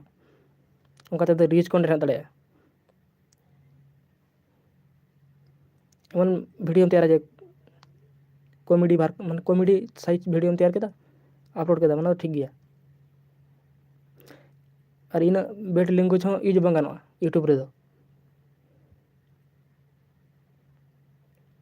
एसटी रेला तीना चैनल डिलीट करन तबे बड़ाय पे बापे बड़ाय पिया से पुनिया चैनल डिलीट करन ते नित उनिया कोनो समस्या बांग नित उनी बाइले माने वीडियो उनिया फेसटा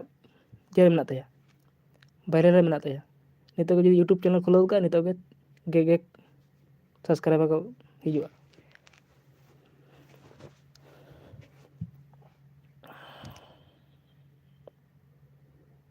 और ओका लकान ट्यूटोरियल लगा कमेंट ताबन पे उनका नगिन अगुई ताबना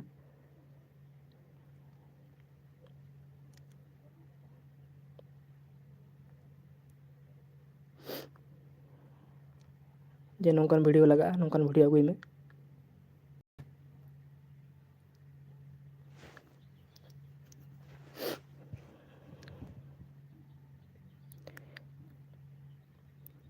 यही सॉन्ग तैयार लगे तो आपे जे यही सॉन्ग पे तैयार कोनो कष्ट हुई कना कोनो कष्ट बांग हुई कना चलायना पे एप्स रे पे लिरिक्स पे लगा केदा तैयार केदा पे अपलोड वीडियो पे अपलोड केदा यूट्यूब रे ते चैनल आले चैनल तो मोनेटाइज ना टाकाई कमाओ ना कि तो उनका तो बांग गाना जे ओका लकान चैनल मोनेटाइज ओनागे मांग रे बड़ाय दरकार जे ओका लकान वीडियो अड़ा लखान चैनल मोनेटाइज शुधु पे अपलोड वीडियो पे अपलोड केदा व्यू ते हेजना व्यू चक्कर पे चैनल डिलीट तापे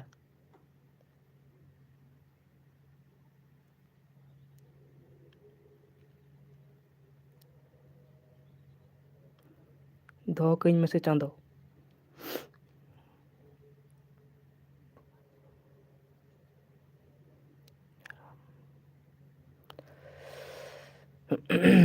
और ओका लकान वीडियो लगा कमेंट पे ताबन पे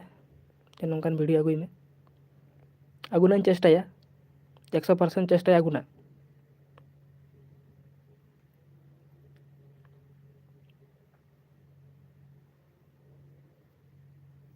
और अकोय को हॉलाय वीडियो अपलोड कदा आई सॉन्ग चेका को तैयारा चला कते नेल दाड़े पे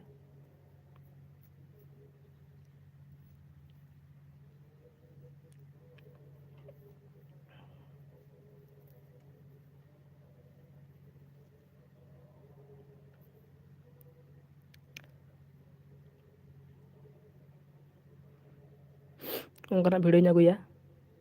कमेंट ताबन पे ओका लकान वीडियो अगुई ताबनी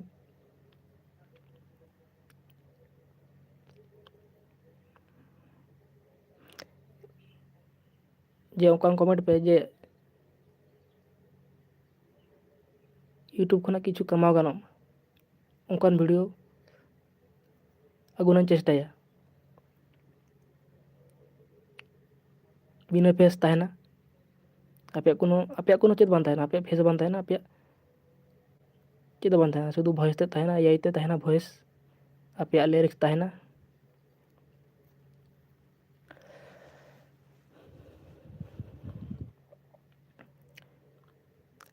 तो एआई एमन कना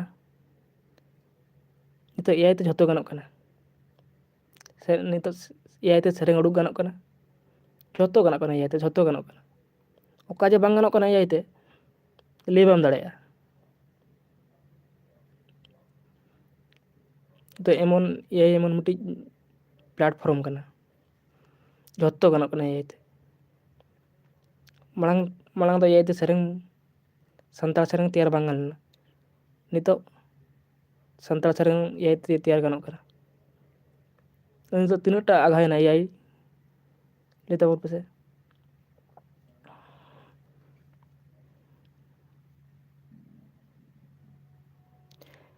सुनो AI का ऑफिशियल वर्जन कहाँ से मिलेगा ब्रो प्लीज बता हाँ चेदा बांग ᱧᱟᱢᱚᱜᱼᱟ অবশ্যই ᱧᱟᱢᱚᱜᱼᱟ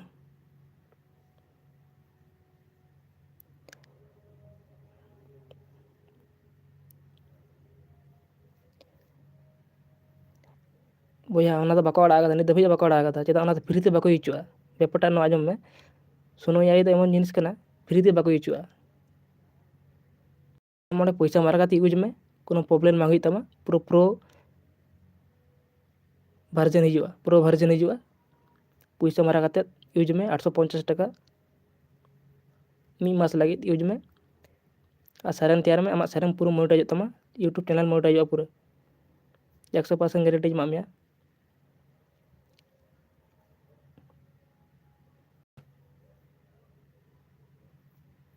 नित दबिज बांग हेज कना ओना दो सुनो AI ऑफिशियल लिंक दो बांग हेज कना दबिज बांग हेज कना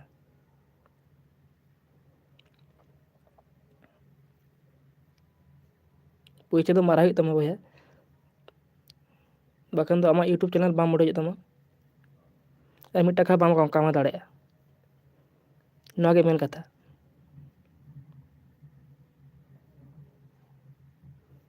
सुनो AI पूरा तो हुआ पूरा 100% गारंटी मा मिया 100% गारंटी मा मिया चैनल पूरा फुल मोनेटाइज तमा चैनल पूरा फुल चैनल मोनेटाइज किंतु आको प्रो वर्जन यूज हुई तमा आको तबे ना चैनल मोनेटाइज बाकन दो बाम मोनेटाइज एक बार बाम मोनेटाइज चैनल के मिट टाका बाम कामा दाड़ेया यूट्यूब खना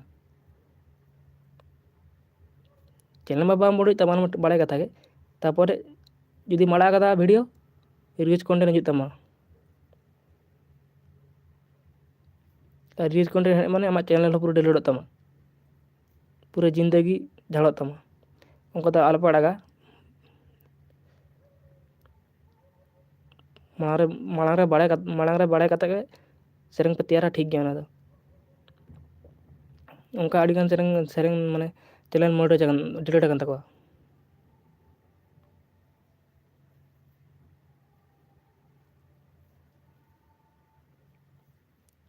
माड़ांग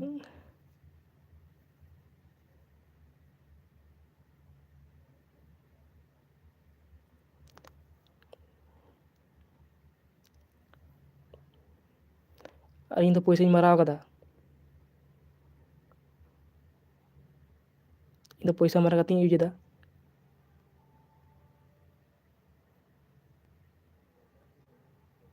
प्रो इन प्रो कना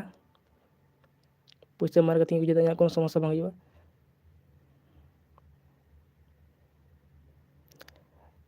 AI संग वीडियो तैयार कदा बोया चला कते नेल में चेदो आम ना वीडियो अपलोड कदा वीडियो चला कते नेल में वीडियो अपलोड मेना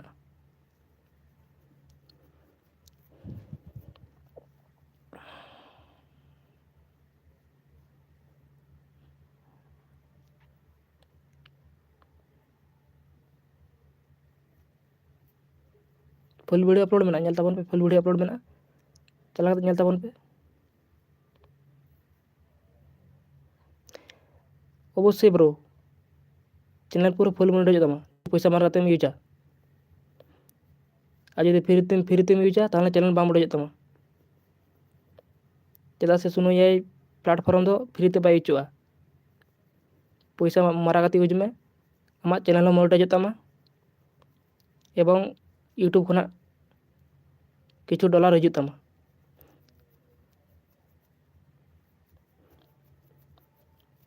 और फ्री ते आलम यूजा बाखान चैनल डिलीट दाड़े तमा पैसा मारा कते यूज में, कोनो समस्या बांग हुई तमा।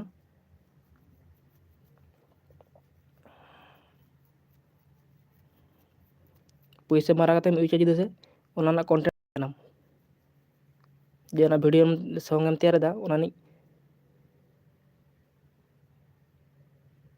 मालिक दो आम कना और ओका फ्री तेम यूजा ओना ने मालिक दो हुई कना सुनो याई और ओका आम निजे तेम तैयार दा पैसा मारा कतेम तैयार दा ओना ने मालिक दो आम कना। ना बड़ा कते के वीडियो पे आड़ागा यूट्यूब रे बाखान चैनल डिलीट तापिया बाखान रोज कंटेंट हिजुग तापिया।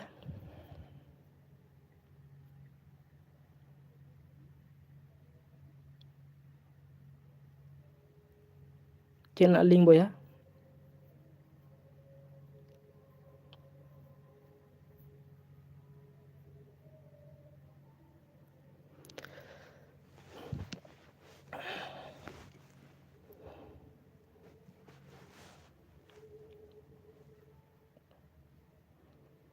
ले पे दो itu पैसा मारा तापे यूजा ताले चैनल पूरा फुल मन रोज तापे चैनल और वाच टाइम हिजुग तापे भागी गे चेदा से नितो दो सुनो याई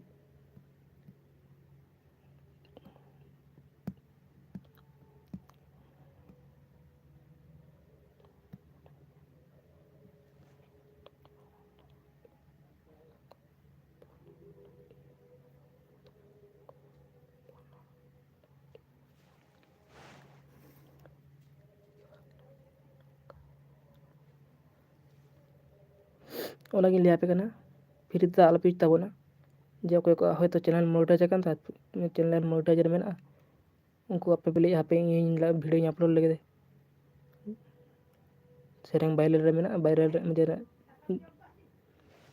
उनका ताला पे कामिया आपे चैनल खुती दाड़े मोन डिलीट दाड़े चैनल आपे डिलीट दाड़े पैसा मारा कते यूज पे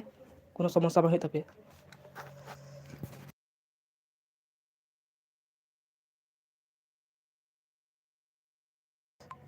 और ओकालाकान कमेंट ताबन पे ओकालाकान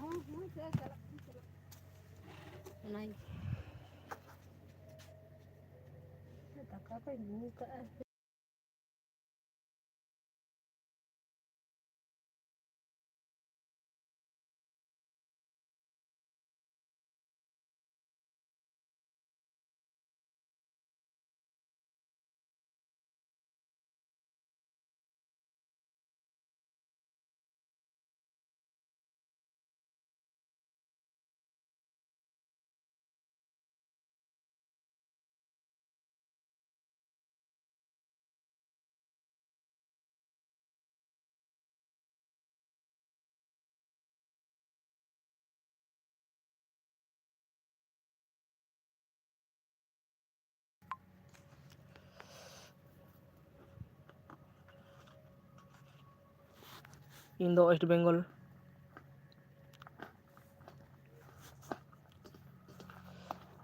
बेलदाम बड़ा गया से बांग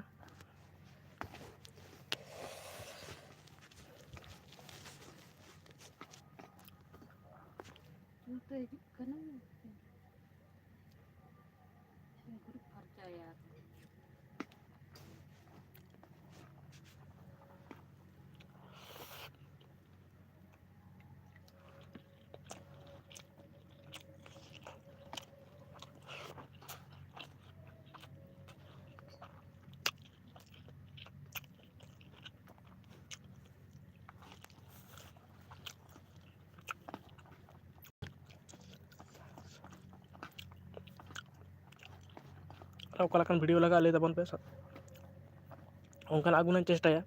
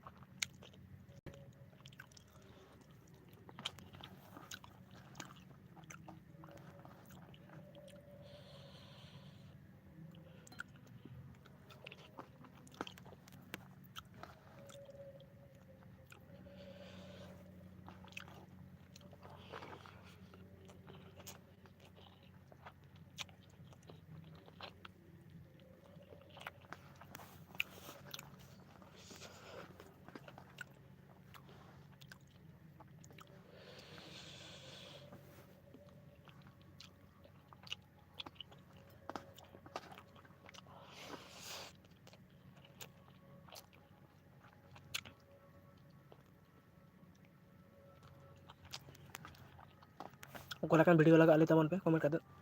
ᱚᱱᱠᱟᱱᱟᱜ ᱵᱷᱤᱰᱤᱭᱳ ᱟᱹᱜᱩ ᱵᱚᱱ ᱪᱮᱥᱴᱟᱭᱟ ᱡᱮ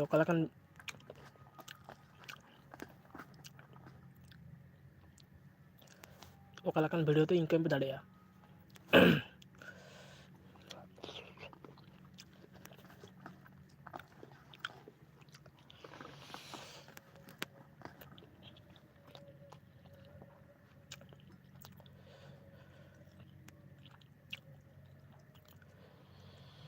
ᱟᱨ ᱵᱷᱤᱰᱤᱭᱳ ᱟᱯᱞᱳᱰ ᱟᱠᱟᱱ ᱛᱟᱵᱚᱱᱟ ᱧᱮᱞ ᱛᱟᱵᱚᱱ ᱪᱟᱞᱟᱣ ᱠᱟᱛᱮ ᱮᱟᱭ ᱠᱚ ᱵᱷᱟᱨᱥᱟᱝ ᱪᱮᱠᱟ ᱛᱮᱭᱟᱨᱚᱜᱼᱟ ᱯᱷᱩᱞ ᱵᱷᱤᱰᱤᱭᱳ ᱟᱯᱞᱳᱰ ᱢᱮᱱᱟᱜᱼᱟ ᱧᱮᱞ ᱛᱟᱵᱚᱱ ᱯᱮ।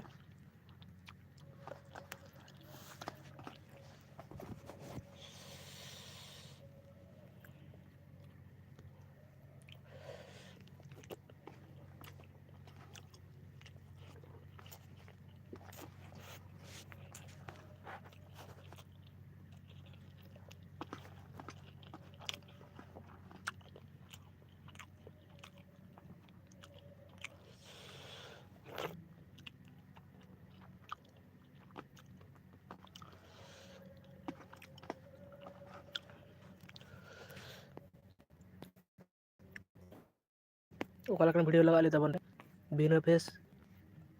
ᱵᱤᱱᱟᱹ ᱯᱷᱮᱥ ᱢᱟᱱᱮ ᱵᱤᱱᱟᱹ ᱯᱷᱮᱥ ᱵᱟᱝ ᱟᱯᱮᱭᱟᱜ ᱵᱚᱭᱚᱥ ᱦᱚᱸ ᱵᱟᱝ ᱞᱟᱜᱟᱜᱼᱟ ᱚᱱᱠᱟᱱ ᱵᱷᱤᱰᱤᱭᱳ ᱫᱚ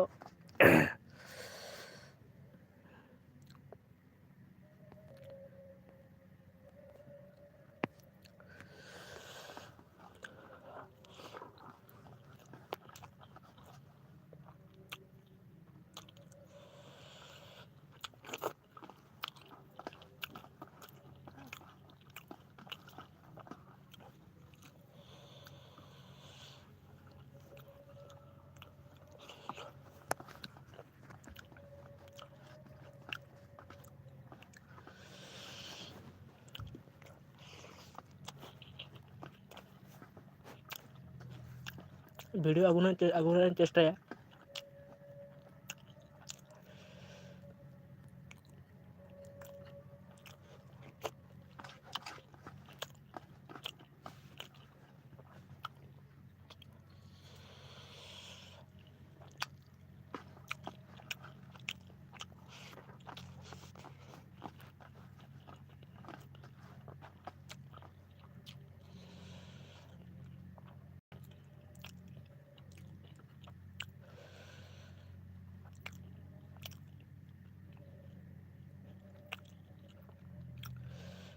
ᱡᱮ ᱚᱠᱟ ᱞᱮᱠᱟᱱ ᱪᱮᱱᱮᱞ ᱢᱚᱱᱮᱴᱟᱭᱤᱡᱚᱜᱼᱟ ᱚᱱᱟ ᱵᱷᱤᱰᱤᱭᱳ ᱤᱧ ᱟᱹᱜᱩ ᱛᱮ ᱦᱤᱡᱩᱜᱼᱟ ᱱᱟᱦᱟᱜ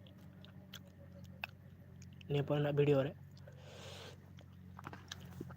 ᱡᱮ ᱚᱠᱟ ᱞᱮᱠᱟᱱ ᱠᱚᱱᱴᱮᱱᱴ ᱨᱮᱱᱟᱜ ᱪᱮᱱᱮᱞ ᱢᱚᱱᱮᱴᱟᱭᱤᱡᱚᱜᱼᱟ ᱟᱨ ᱚᱠᱟ ᱞᱮᱠᱟᱱ ᱠᱚᱱᱴᱮᱱᱴ ᱨᱮᱱᱟᱜ ᱪᱮᱱᱮᱞ ᱵᱟᱝ ᱢᱚᱱᱮᱴᱟᱭᱤᱡᱚᱜᱼᱟ ᱚᱱᱟ ᱵᱷᱤᱰᱤᱭᱳ ᱟᱹᱜᱩ ᱠᱟᱛᱮ ᱦᱤᱡᱩᱜᱼᱟ ᱱᱟᱦᱟᱜ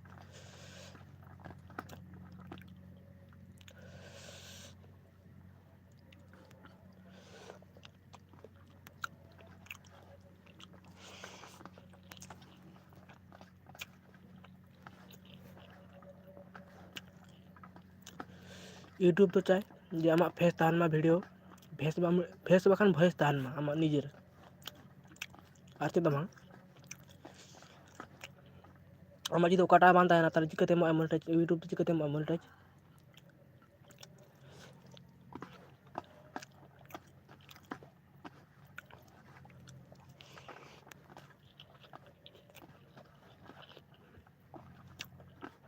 ᱚᱸᱰᱮ ᱢᱟ ᱟᱢᱟᱜ ᱠᱳᱱᱳ ᱠᱚᱱᱴᱮᱱᱴ ᱜᱮ ᱵᱟᱹᱱᱩᱜ ᱟᱹᱱᱤᱡ ᱟᱢᱟᱜ ᱚᱸᱰᱮ ᱡᱮ ᱟᱢ ᱡᱮ ᱵᱷᱤᱰᱤᱭᱳᱢ ᱛᱮᱭᱟᱨ ᱠᱟᱫᱟ ᱠᱳᱱᱳ ᱟᱢᱟᱜ ᱠᱚᱱᱴᱮᱱᱴ ᱜᱮ ᱵᱟᱹᱱᱩᱜ ᱟᱹᱱᱤᱡ ᱪᱤᱠᱟᱹᱛᱮ ᱮᱢᱟᱢᱟᱭ ᱤᱭᱩᱴᱩᱵᱽ ᱢᱚᱱᱤᱴᱟᱭᱤᱡᱽ ᱥᱮ ᱪᱤᱠᱟᱹᱛᱮ ᱮᱢᱟᱢᱟ ᱰᱚᱞᱟᱨ ᱪᱤᱠᱟᱹᱛᱮ ᱮᱢᱟᱢᱟ ᱤᱭᱩᱴᱩᱵᱽ 1 ᱴᱟᱠᱟ ᱵᱟᱭ ᱮᱢᱟᱢᱟ ᱚᱱᱠᱟ ᱛᱮᱫᱚ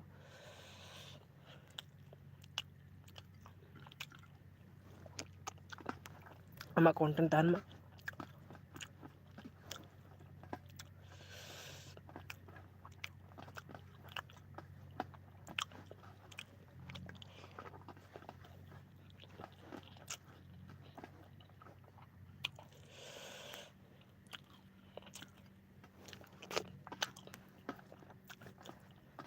ᱱᱤᱛᱚᱜ ᱮᱟᱭ ᱛᱮ ᱚᱠᱟ ᱵᱟᱝ ᱜᱟᱱᱚᱜ ᱠᱟᱱᱟ ᱡᱮ ᱚᱱᱠᱟ ᱱᱤᱛᱚᱜ ᱵᱟᱹᱱᱩᱜ ᱡᱮ ᱵᱟᱹᱱᱩᱜ ᱡᱷᱚᱛᱚ ᱜᱟᱱᱚᱜ ᱠᱟᱱᱟ ᱮᱟᱭ ᱛᱮ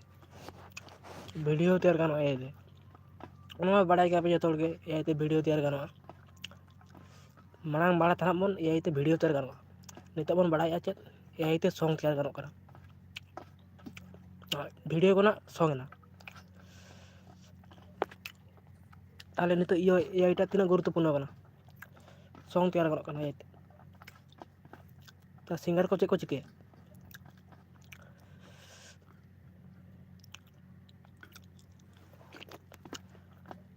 यदि AI के जतो सेरेंज जतो करा के सिंगर चेक को चिके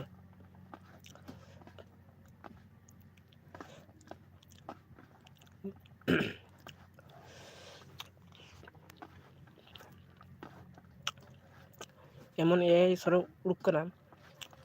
आजम ते आड़ी चोर बुझे कना राहा आड़ी बेस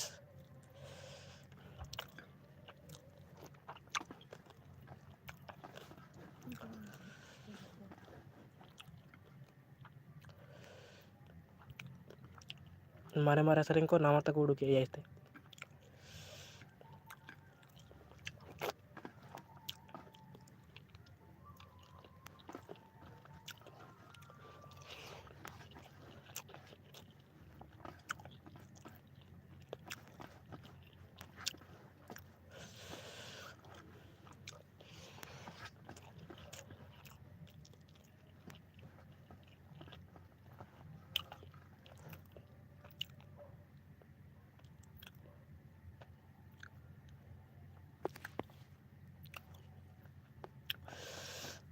इन दो हुई कनी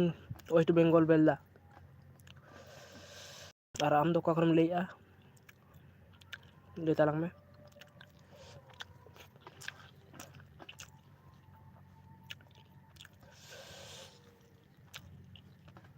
वेस्ट बंगाल बड़ाई काम से वेस्ट बंगाल बेलदा आम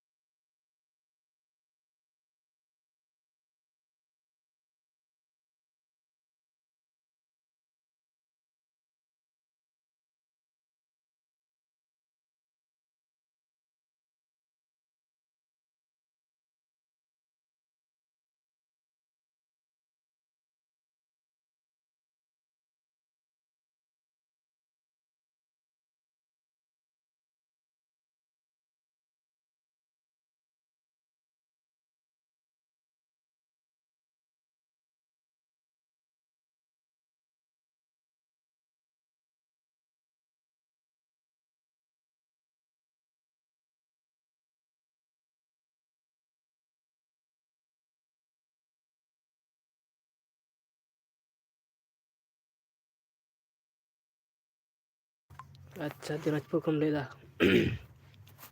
आयमा साराव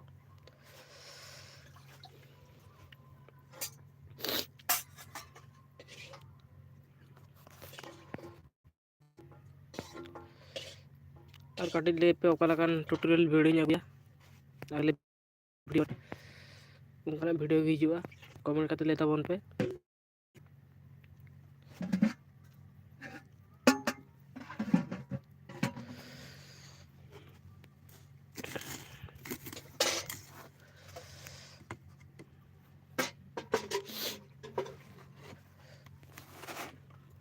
ओकालाकान वीडियो हिजुआ आपे उनते चेका राबांग कना लेता बोन पे चेका राबांग ᱧᱩᱨ कदा उनते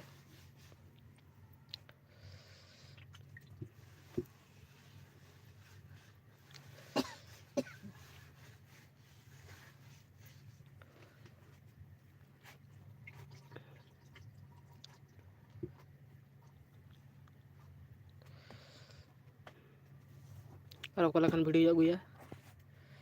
काटी कमेंट करते लेता बोन पे सानाम को उनकान वीडियो हिजुआ परे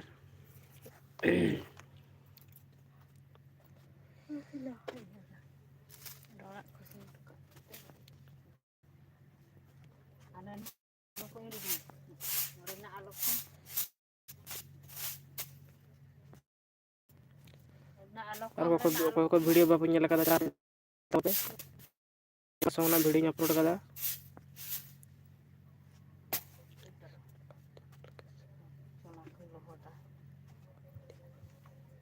ᱦᱳᱭ ᱟᱨ ᱴᱮᱸᱜᱟᱱ ᱴᱚᱠᱟᱜ ᱢᱮ ᱚᱱᱟ ᱦᱚᱢᱛᱮ ᱦᱟᱡ ᱠᱟᱴ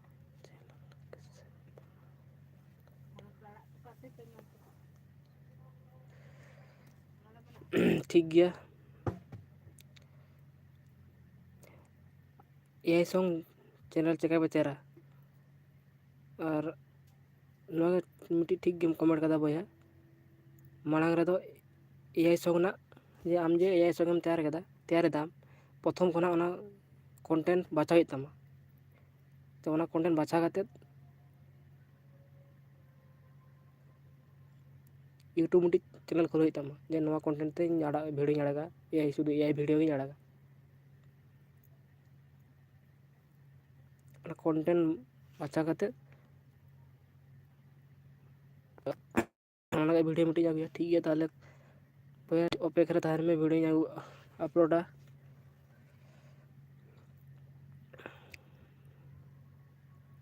AI सॉन्ग का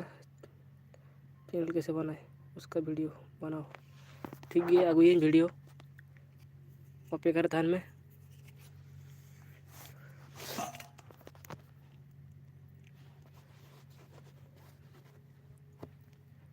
वीडियो हिजुआ और ठीक गया AI माने चेत AI सॉन्ग एम तैयार से चेत से वीडियो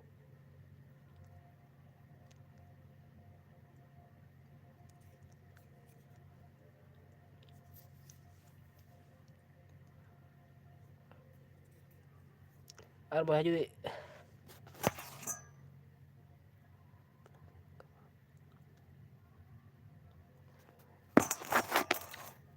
ठीक गया उनका के लगन गे अगुया लगन अगुन चेष्टाया AI सॉन्ग और बया AI सॉन्ग तुम तैयारा किंतु चैनल तो बाम उडे तमा जदि आको प्रो वर्जन बाम मारा कतम यूजा ताने तो कोनो लाभ बांग तमा बया उनका तो चैनल बाम उडे तमा आम जदि पैसा मारा कतम यूजा ताले अवश्य चैनल उडे तमा ताले उनका जदि आम जदि पैसा मारा कतम यूजा उनका के माना नवा चैनल खुलो केदा जतो किछु नवा गेम करा केदा और सोनो AI रे पैसा मारा केदा ते वीडियो अपलोड केदा उनका तो पूरा ओके चैनल पूरा फुल उडे तमा नवा चैनल खुलो गया सोनो AI रे पैसा मारा केदा ते वीडियो अपलोड केदा उनका तो ठीक गया आज जदि फ्री तेम यूजा उनका तो बांग हुआ बया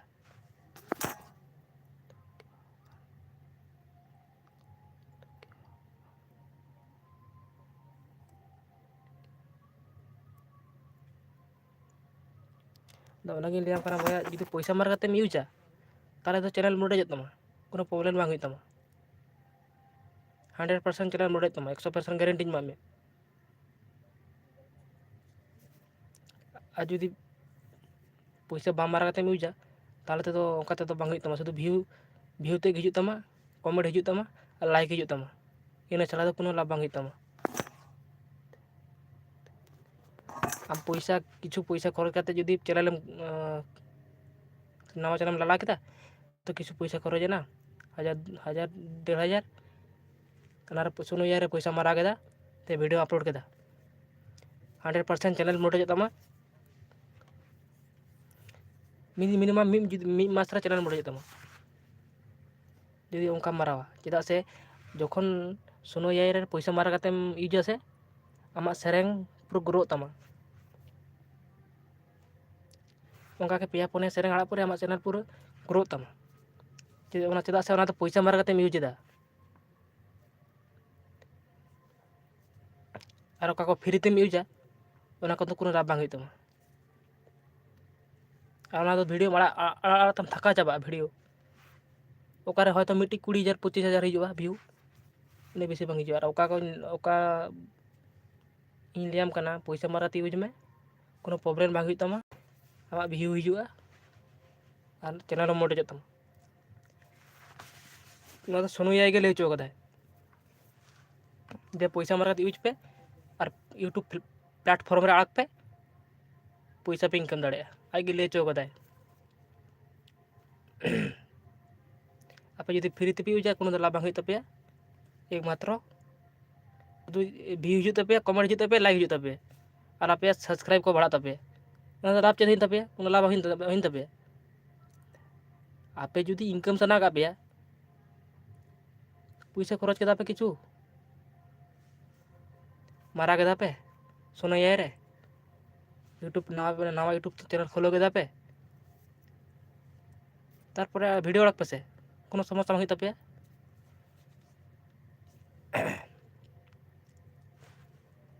के कथा भैया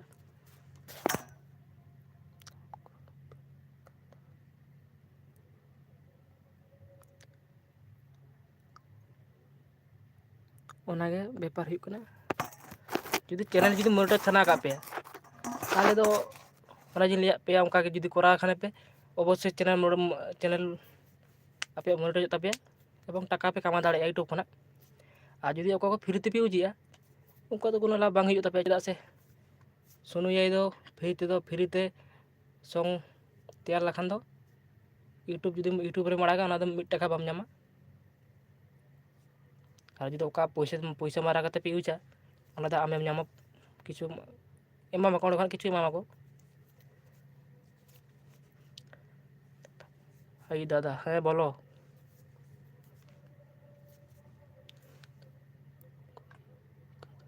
हमको भी सिखा दो क्या सिखा दो भाई कुछ तो बोलो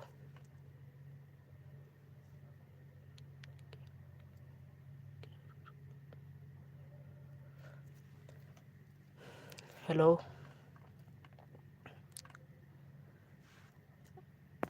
ओना के व्यापार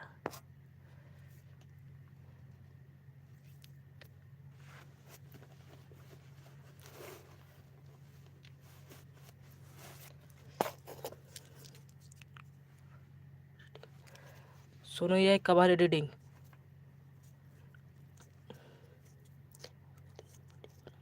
उसके लिए एक वीडियो बनाया हूँ देखो वीडियो बताया हूँ वीडियो में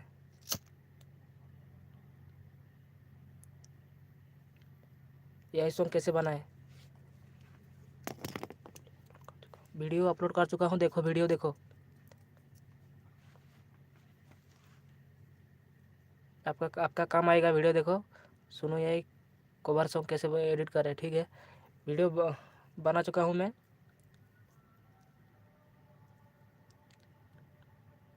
मेरा यूट्यूब में देखो वीडियो बना चुका हूँ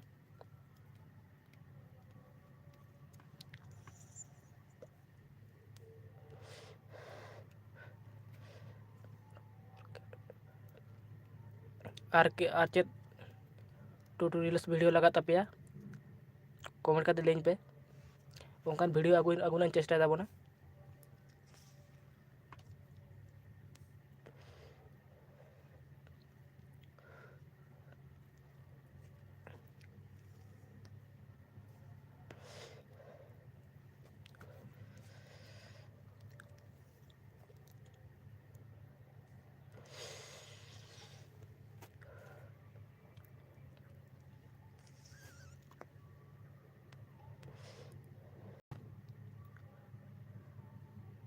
और लगन लाइव रे तबन पे और किछु खन तहना लाइव रे और चेत वीडियो अगुना को ले तबन पे उनकान वीडियो अगुया और आप पे कमेंट लेदा सुनो ये कवर सॉन्ग अगुई में एडिटिंग वीडियो अपलोड करदा चैनल दड़ाते ये यूट्यूब चैनल अपलोड में ना दड़ा पे चलाते फुल वीडियो अपलोड में ना जे सुनो ये कवर सॉन्ग चेका तैयार अपलोड हो गई वीडियो दो लारे वीडियो नेल पे और वीडियो नेलते करा पे काम रे लगा तपया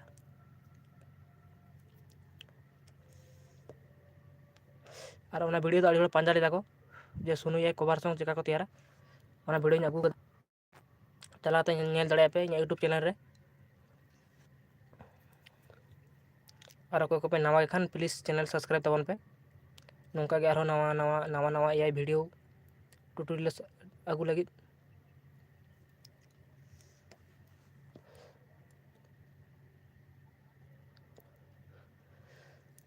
ᱦᱮᱸ ᱵᱚᱭᱦᱟᱧ ᱟᱹᱜᱩᱣᱟᱢᱟ ᱵᱷᱤᱰᱤᱭᱳ AI ᱪᱮᱱᱮᱞ ᱪᱮᱠᱟ ᱠᱚ ᱛᱮᱭᱟᱨᱟ, ᱚᱱᱟ ᱵᱷᱤᱰᱤᱭᱳᱧ ᱟᱹᱜᱩᱣᱟᱢᱟ, ᱚᱵᱚᱥᱥᱳᱧ ᱟᱹᱜᱩᱣᱟᱢᱟ, ᱚᱯᱮᱠᱟᱭ ᱢᱮ।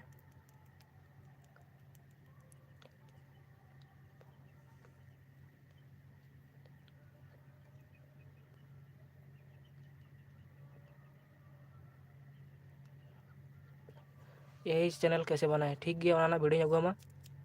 AI चैनल ᱪᱮᱠᱟ ᱠᱚ ᱛᱮᱭᱟᱨᱟ, ᱱᱟᱣᱟ ᱪᱮᱱᱮᱞ 2026 ᱨᱮ ᱪᱮᱱᱮᱞ ᱪᱮᱠᱟ ᱠᱚ ᱛᱮᱭᱟᱨᱟ, ᱚᱱᱟ ᱞᱟᱹᱜᱤᱫ ᱵᱷᱤᱰᱤᱭᱳᱧ ᱟᱹᱜᱩᱣᱟᱯᱮᱭᱟ, ᱚᱯᱮᱠᱠᱟᱭ ᱛᱟᱵᱚᱱ ᱯᱮ। ᱟᱨ 2026 ᱛᱮᱫᱚ ᱪᱮᱱᱮᱞ আলাদা প্রকারতে তৈরি হইতে না, অবশ্যই অবশ্যই আগুই 2026 ᱨᱮᱱᱟᱜ ᱤᱭᱩᱴᱩᱵᱽ ᱪᱮᱱᱮᱞ ᱱᱟᱣᱟᱛᱮ ᱠᱷᱩᱞᱟᱹᱣ ᱞᱟᱹᱜᱤᱫ ᱤᱧ ᱟᱹᱜᱩᱭᱟ।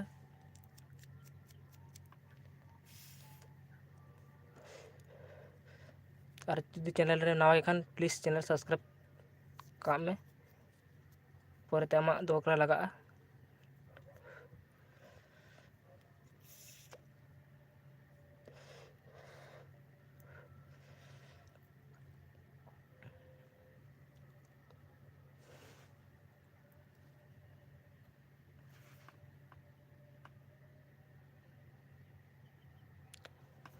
Thank you bro, thank you.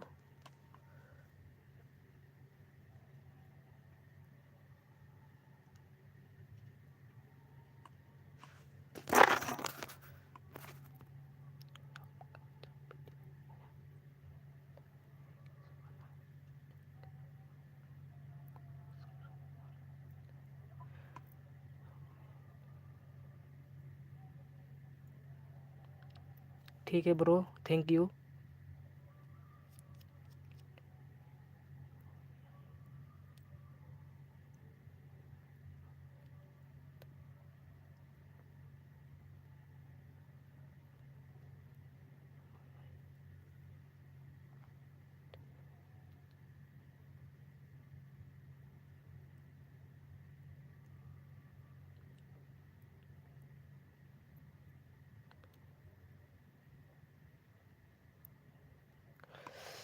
ᱵᱚᱭᱦᱟ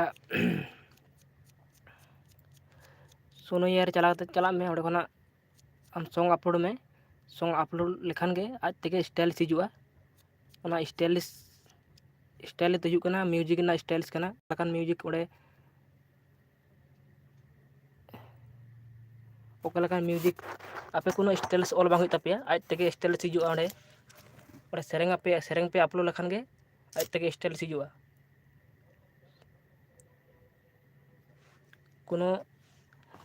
কোনো ᱟᱯᱮ ᱥᱴᱟᱭᱞᱤᱥ ᱵᱟᱝ ᱦᱩᱭᱩᱜ ᱛᱟᱯᱮᱭᱟ, ᱟᱡ ᱛᱮᱜᱮ ᱥᱩᱫᱷᱩ ᱥᱴᱟᱭᱞᱤᱥ ᱦᱤᱡᱩᱜᱼᱟ, ᱟᱡ ᱛᱮᱜᱮ। ᱥᱮᱨᱮᱧ ᱟᱯᱞᱳᱰ ᱠᱟᱛᱮ ᱢᱟᱲᱟᱝ ᱥᱮᱨᱮᱧ ᱯᱮ ᱟᱯᱞᱳᱰ ᱠᱮᱫᱟ, ᱛᱟᱯᱚᱨᱮ ᱢᱤᱫᱴᱤᱡ ᱦᱤᱡᱩᱜᱼᱟ ᱧᱮᱞ ᱛᱟᱵᱚᱱ ᱯᱮ ᱱᱟᱜ ᱟᱯᱞᱳᱰ ᱠᱞᱤᱯ, ᱚᱸᱰᱮ ᱥᱮᱨᱮᱧ ᱟᱯᱞᱳᱰ ᱞᱮᱠᱷᱟᱱ ᱜᱮ ᱟᱡ ᱛᱮᱜᱮ ᱥᱴᱟᱭᱞᱤᱥ,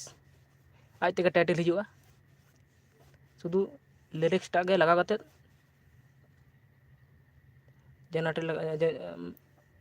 ᱡᱮᱱᱟᱨᱮᱴ ᱞᱮᱠᱷᱟᱱ ᱜᱮ ᱥᱚᱝ ᱛᱮᱭᱟᱨᱚᱜ ᱛᱟᱵᱚᱱᱟ।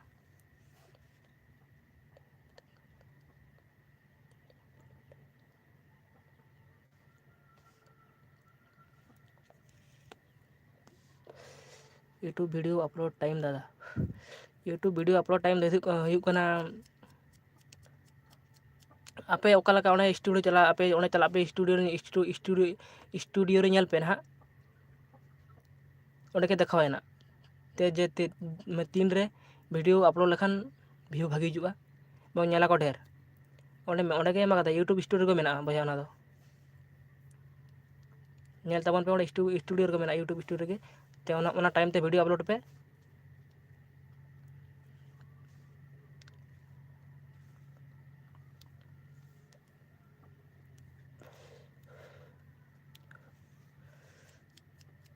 ᱚᱠᱟ ᱞᱮᱠᱟᱱ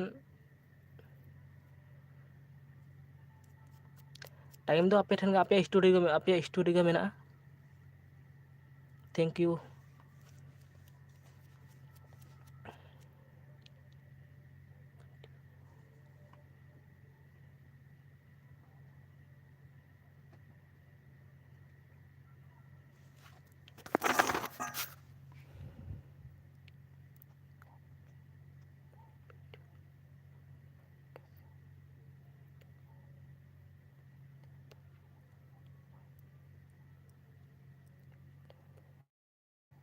ᱵᱚᱭᱦᱟ ᱚᱱᱟ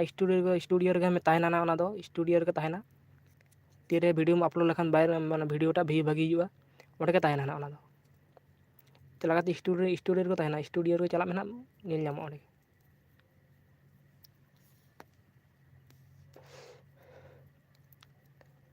ᱚᱸᱰᱮ ᱜᱮ ᱫᱮᱠᱷᱟᱣᱟᱢᱟᱭ ᱱᱟᱜ ᱥᱴᱩᱰᱤᱭᱳ ᱨᱮ ᱛᱤᱱᱨᱮ ᱵᱷᱤᱰᱤᱭᱳ ᱟᱯᱞᱳᱰ ᱞᱮᱠᱷᱟᱱ ᱦᱚᱲ ᱠᱚ ᱧᱮᱞᱟ ᱢᱟᱱᱮ ᱮᱠᱴᱤᱵᱽ ᱠᱚ ᱛᱟᱦᱮᱱᱟ ᱵᱷᱤᱰᱤᱭᱳ ᱛᱤᱨᱮ ᱟᱯᱞᱳᱰ ᱞᱮᱠᱷᱟᱱ ᱤᱱ ᱥᱚᱢᱚᱭ ᱟᱯᱞᱳᱰ ᱢᱮ ᱵᱷᱟᱜᱤ ᱵᱷᱤᱭᱩ ᱦᱤᱡᱩᱜᱼᱟ ᱟᱨ ᱟᱞᱛᱩ ᱯᱷᱟᱞᱛᱩ ᱫᱚ ᱟᱞᱚᱯᱮ ᱟᱯᱞᱳᱰᱟ ᱵᱷᱤᱰᱤᱭᱳ ᱴᱟᱭᱤᱢ ᱵᱟᱭ ᱴᱟᱭᱤᱢ ᱟᱯᱞᱳᱰ ᱯᱮ ᱵᱷᱤᱭᱩ ᱵᱷᱟᱜᱤ ᱦᱤᱡᱩᱜ ᱛᱟᱯᱮᱭᱟ ᱡᱮᱢᱚᱱ ᱤᱧᱟᱹᱜ ᱵᱷᱤᱰᱤᱭᱳ ᱨᱮ ᱡᱮᱢᱚᱱ 6ᱴᱟ ᱨᱮ ᱵᱷᱤᱰᱤᱭᱳᱧ ᱟᱯᱞᱳᱰ ᱮᱫᱟ 6ᱴᱟ ᱨᱮᱜᱮ ᱵᱮᱥᱤ ᱧᱮᱞ ᱛᱤᱧᱟᱹ ᱠᱚ 6ᱴᱟ ᱨᱮᱜᱮᱧ ᱟᱯᱞᱳᱰ ᱮᱫᱟ ᱚᱱᱠᱟᱜᱮ ᱟᱯᱮ ᱦᱚᱸ ᱟᱯᱞᱳᱰ ᱯᱮ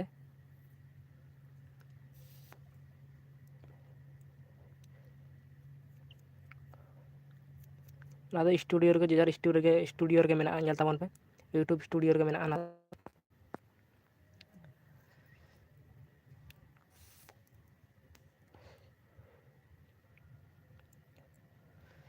ᱟᱨ ᱢᱤᱫᱴᱤᱡ ᱠᱟᱛᱷᱟ 2026 ᱨᱮ ᱤᱭᱩᱴᱩᱵᱽ ᱪᱮᱱᱮᱞ ᱠᱷᱩᱞᱟᱹᱣ ᱞᱟᱹᱜᱤᱫ ᱯᱷᱤᱪᱟᱨ ᱦᱮᱡ ᱟᱠᱟᱱᱟ ᱡᱮ ᱚᱠᱚᱭ ᱠᱚ ᱱᱮᱛᱟᱨ ᱱᱟᱣᱟ ᱤᱭᱩᱴᱩᱵᱽ ᱠᱷᱩᱞᱟᱹᱣ ᱫᱟᱠᱚ ᱪᱮᱱᱮᱞ ᱟᱨ ᱴᱷᱤᱠ ᱢᱚᱛᱚ ᱤᱭᱩᱴᱩᱵᱽ ᱪᱮᱱᱮᱞ ᱠᱷᱩᱞᱟᱹᱣ ᱦᱩᱭᱩᱜ ᱛᱟᱯᱮᱭᱟ ᱟᱯᱮ ᱫᱚ ᱪᱮᱫ ᱯᱮ ᱪᱤᱠᱟᱹᱭᱮᱫᱟ ᱤᱭᱩᱴᱩᱵᱽ ᱨᱮ ᱪᱟᱞᱟᱜ ᱠᱟᱱᱟ ᱯᱮ ᱤᱭᱩᱴᱩᱵᱽ ᱨᱮ ᱪᱟᱞᱟᱣ ᱠᱟᱛᱮ ᱚᱸᱰᱮ ᱧᱩᱛᱩᱢ ᱮᱢ ᱮᱫᱟ ᱚᱱᱠᱟ ᱞᱮᱠᱷᱟᱱ ᱫᱚ ᱵᱟᱝ ᱦᱩᱭᱩᱜᱼᱟ ᱚᱱᱠᱟ ᱞᱮᱠᱷᱟᱱ ᱫᱚ ᱤᱭᱩᱴᱩᱵᱽ ᱪᱮᱱᱮᱞ ᱵᱟᱝ ᱠᱷᱩᱞᱟᱹᱜᱼᱟ ᱵᱚᱭᱦᱟ ᱤᱭᱩᱴᱩᱵᱽ ᱪᱮᱱᱮᱞ ᱡᱩᱫᱤ ᱯᱮ ᱠᱷᱩᱞᱟᱹᱣᱟ ᱵᱷᱟᱜᱤ ᱧᱚᱜ ᱟᱯᱮ ᱫᱚᱯᱮ ᱪᱟᱞᱟᱣᱮᱱᱟ ᱤᱭᱩᱴᱩᱵᱽ ᱪᱟᱞᱟᱣ ᱠᱟᱛᱮ ᱚᱸᱰᱮ ᱢᱤᱫᱴᱤᱡ ᱚᱱᱠᱟ ᱞᱮᱠᱷᱟᱱ ᱵᱷᱤᱰᱤᱭᱳ ᱫᱚ ᱤᱭᱩᱴᱩᱵᱽ ᱪᱮᱱᱮᱞ ᱫᱚ ᱵᱟᱝ ᱠᱷᱩᱞᱟᱹᱜᱼᱟ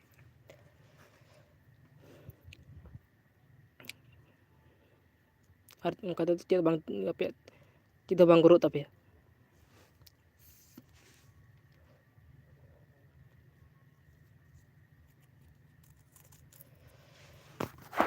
ᱤᱭᱩᱴᱩᱵᱽ ᱪᱮᱱᱮᱞ ᱵᱷᱟᱜᱤ ᱧᱚᱜ ᱛᱮᱭᱟᱨ ᱯᱮ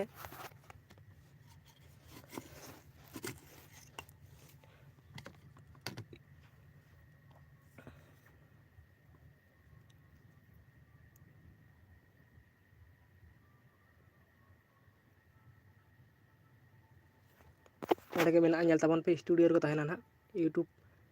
ᱛᱤᱱᱨᱮ ᱦᱚᱲ ᱠᱚ ᱮᱠᱴᱤᱵᱽ ᱠᱚ ᱛᱟᱦᱮᱱᱟ ᱵᱮᱥᱤᱨ ᱵᱷᱟᱜᱽ ᱤᱱ ᱥᱚᱢᱚᱭ ᱵᱷᱤᱰᱤᱭᱳ ᱟᱯᱞᱳᱰ ᱜᱚᱫ ᱠᱟᱜ ᱯᱮ ᱵᱷᱟᱜᱤ ᱵᱷᱤᱭᱩ ᱦᱤᱡᱩᱜᱼᱟ ᱵᱷᱤᱰᱤᱭᱳ ᱨᱮᱱᱟᱜ ᱟᱨ ᱨᱤᱪ ᱦᱚᱸ ᱵᱷᱟᱜᱤ ᱛᱟᱦᱮᱱᱟ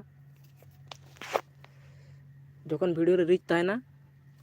ᱛᱚᱵᱮᱱᱟᱜ ᱵᱷᱤᱰᱤᱭᱳ ᱵᱷᱟᱭᱨᱟᱞᱚᱜᱼᱟ ᱵᱟᱠᱷᱟᱱ ᱫᱚ ᱵᱟᱝ ᱵᱷᱟᱭᱨᱟᱞᱚᱜᱼᱟ ᱟᱨ ᱴᱟᱭᱴᱮᱞ ᱴᱮᱜᱽ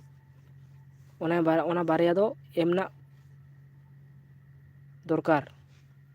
ᱴᱟᱭᱴᱮᱞ ᱴᱮᱜᱽ ᱚᱱᱟ ᱫᱚ ᱵᱷᱟᱜᱤ ᱧᱚᱜ ᱮᱢ ᱨᱮᱱᱟᱜ ᱫᱚᱨᱠᱟর ᱟᱨ ᱟᱯᱮ ᱢᱟ ᱵᱷᱤᱰᱤᱭᱳ ᱯᱮ ᱟᱯᱞᱳᱰ ᱮᱫᱟ কোনো ᱴᱟᱭᱴᱮᱞ ᱵᱟᱯᱮ ᱮᱢᱟᱜ ᱠᱟᱱᱟ ᱴᱮᱜᱽ ᱵᱟᱯᱮ ᱮᱢᱟᱜ ᱠᱟᱱᱟ ᱟᱯᱞᱳᱰ ᱜᱤᱰᱤ ᱠᱟᱜ ᱠᱟᱱᱟ ᱯᱮ ᱚᱱᱠᱟ ᱞᱮᱠᱷᱟᱱ ᱫᱚ ᱵᱷᱤᱰᱤᱭᱳ ᱵᱟᱝ ᱵᱷᱟᱭᱨᱟᱞᱚᱜᱼᱟ ᱵᱷᱤᱰᱤᱭᱳ ᱵᱷᱟᱭᱨᱟᱞᱚᱜᱼᱟ ᱴᱮᱜᱽ ᱛᱮ ᱮᱵᱚᱝ ᱴᱟᱭᱴᱮᱞ ᱛᱮ ᱴᱟᱭᱴᱮᱞ ᱦᱚᱸ ᱵᱮᱥᱤ ᱰᱷᱮᱨ ᱵᱟᱝ ᱛᱟᱦᱮᱱ ᱢᱟ ᱟᱨ ᱴᱮᱜᱽ ᱦᱚᱸ ᱵᱮᱥᱤ ᱰᱷᱮᱨ ᱵᱟᱝ ᱛᱟᱦᱮᱱᱟ ᱡᱚᱛᱚ ᱜᱮ ᱢᱤᱰᱤᱞ ᱨᱮ ᱛᱟᱦᱮᱱ ᱢᱟ ᱵᱷᱤᱰᱤᱭᱳ ᱵᱷᱟᱭᱨᱟᱞᱚᱜ ᱛᱟᱯᱮᱭᱟ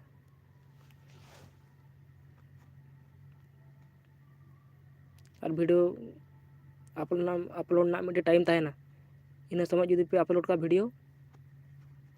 ᱤᱱᱟᱹ ᱥᱚᱢᱚᱭ ᱡᱩᱫᱤ ᱵᱷᱤᱰᱤᱭᱳ ᱯᱮ ᱟᱯᱞᱳᱰᱟ ᱚᱱᱟ ᱴᱟᱭᱤᱢ ᱨᱮ ᱡᱮᱢᱚᱱ 6टा ᱨᱮ ᱟᱹᱭᱩᱵ 6टा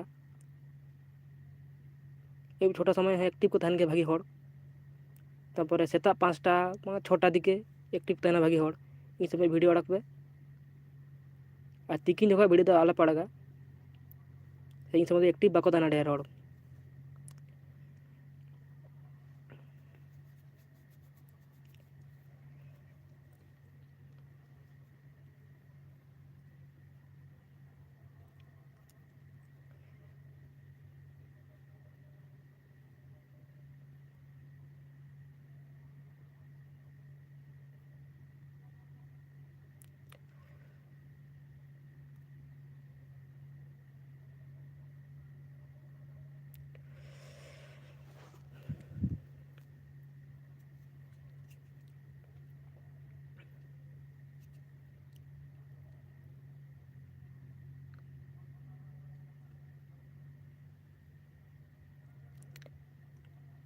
और बेफालतू वीडियो आलोपे तैयारा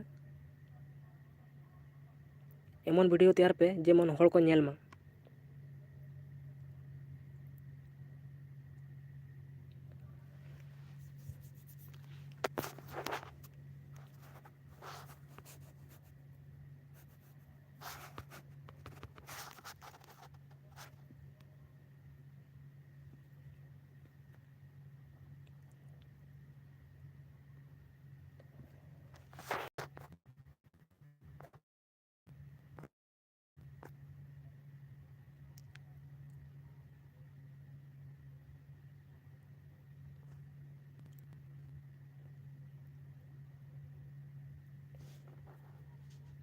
एटक वीडियो अपलोड पे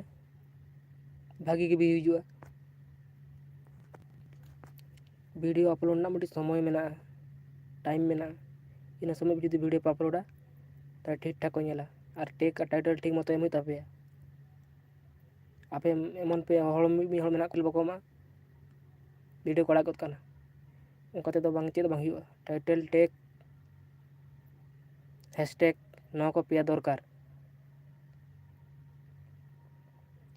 हैशटैग तक वीडियो वायरल हैशटैग टेक इन बारिया तक हैशटैग टेक जुदी बापे एमा वीडियो इन बाम वायरल तापे ओकारे 200-300 भी हिजुआ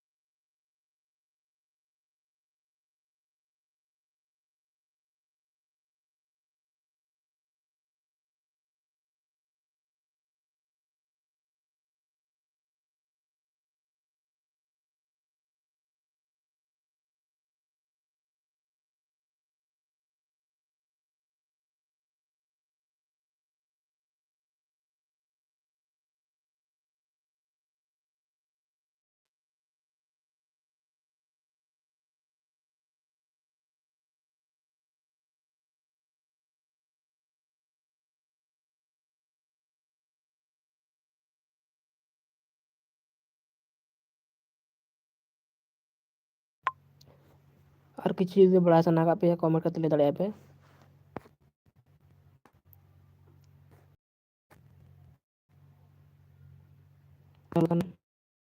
वीडियो।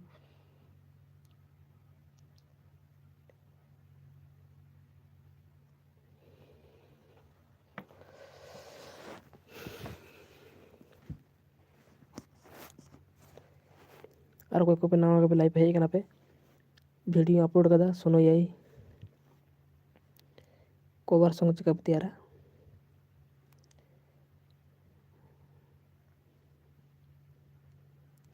ठीक गया तबे तीन निंके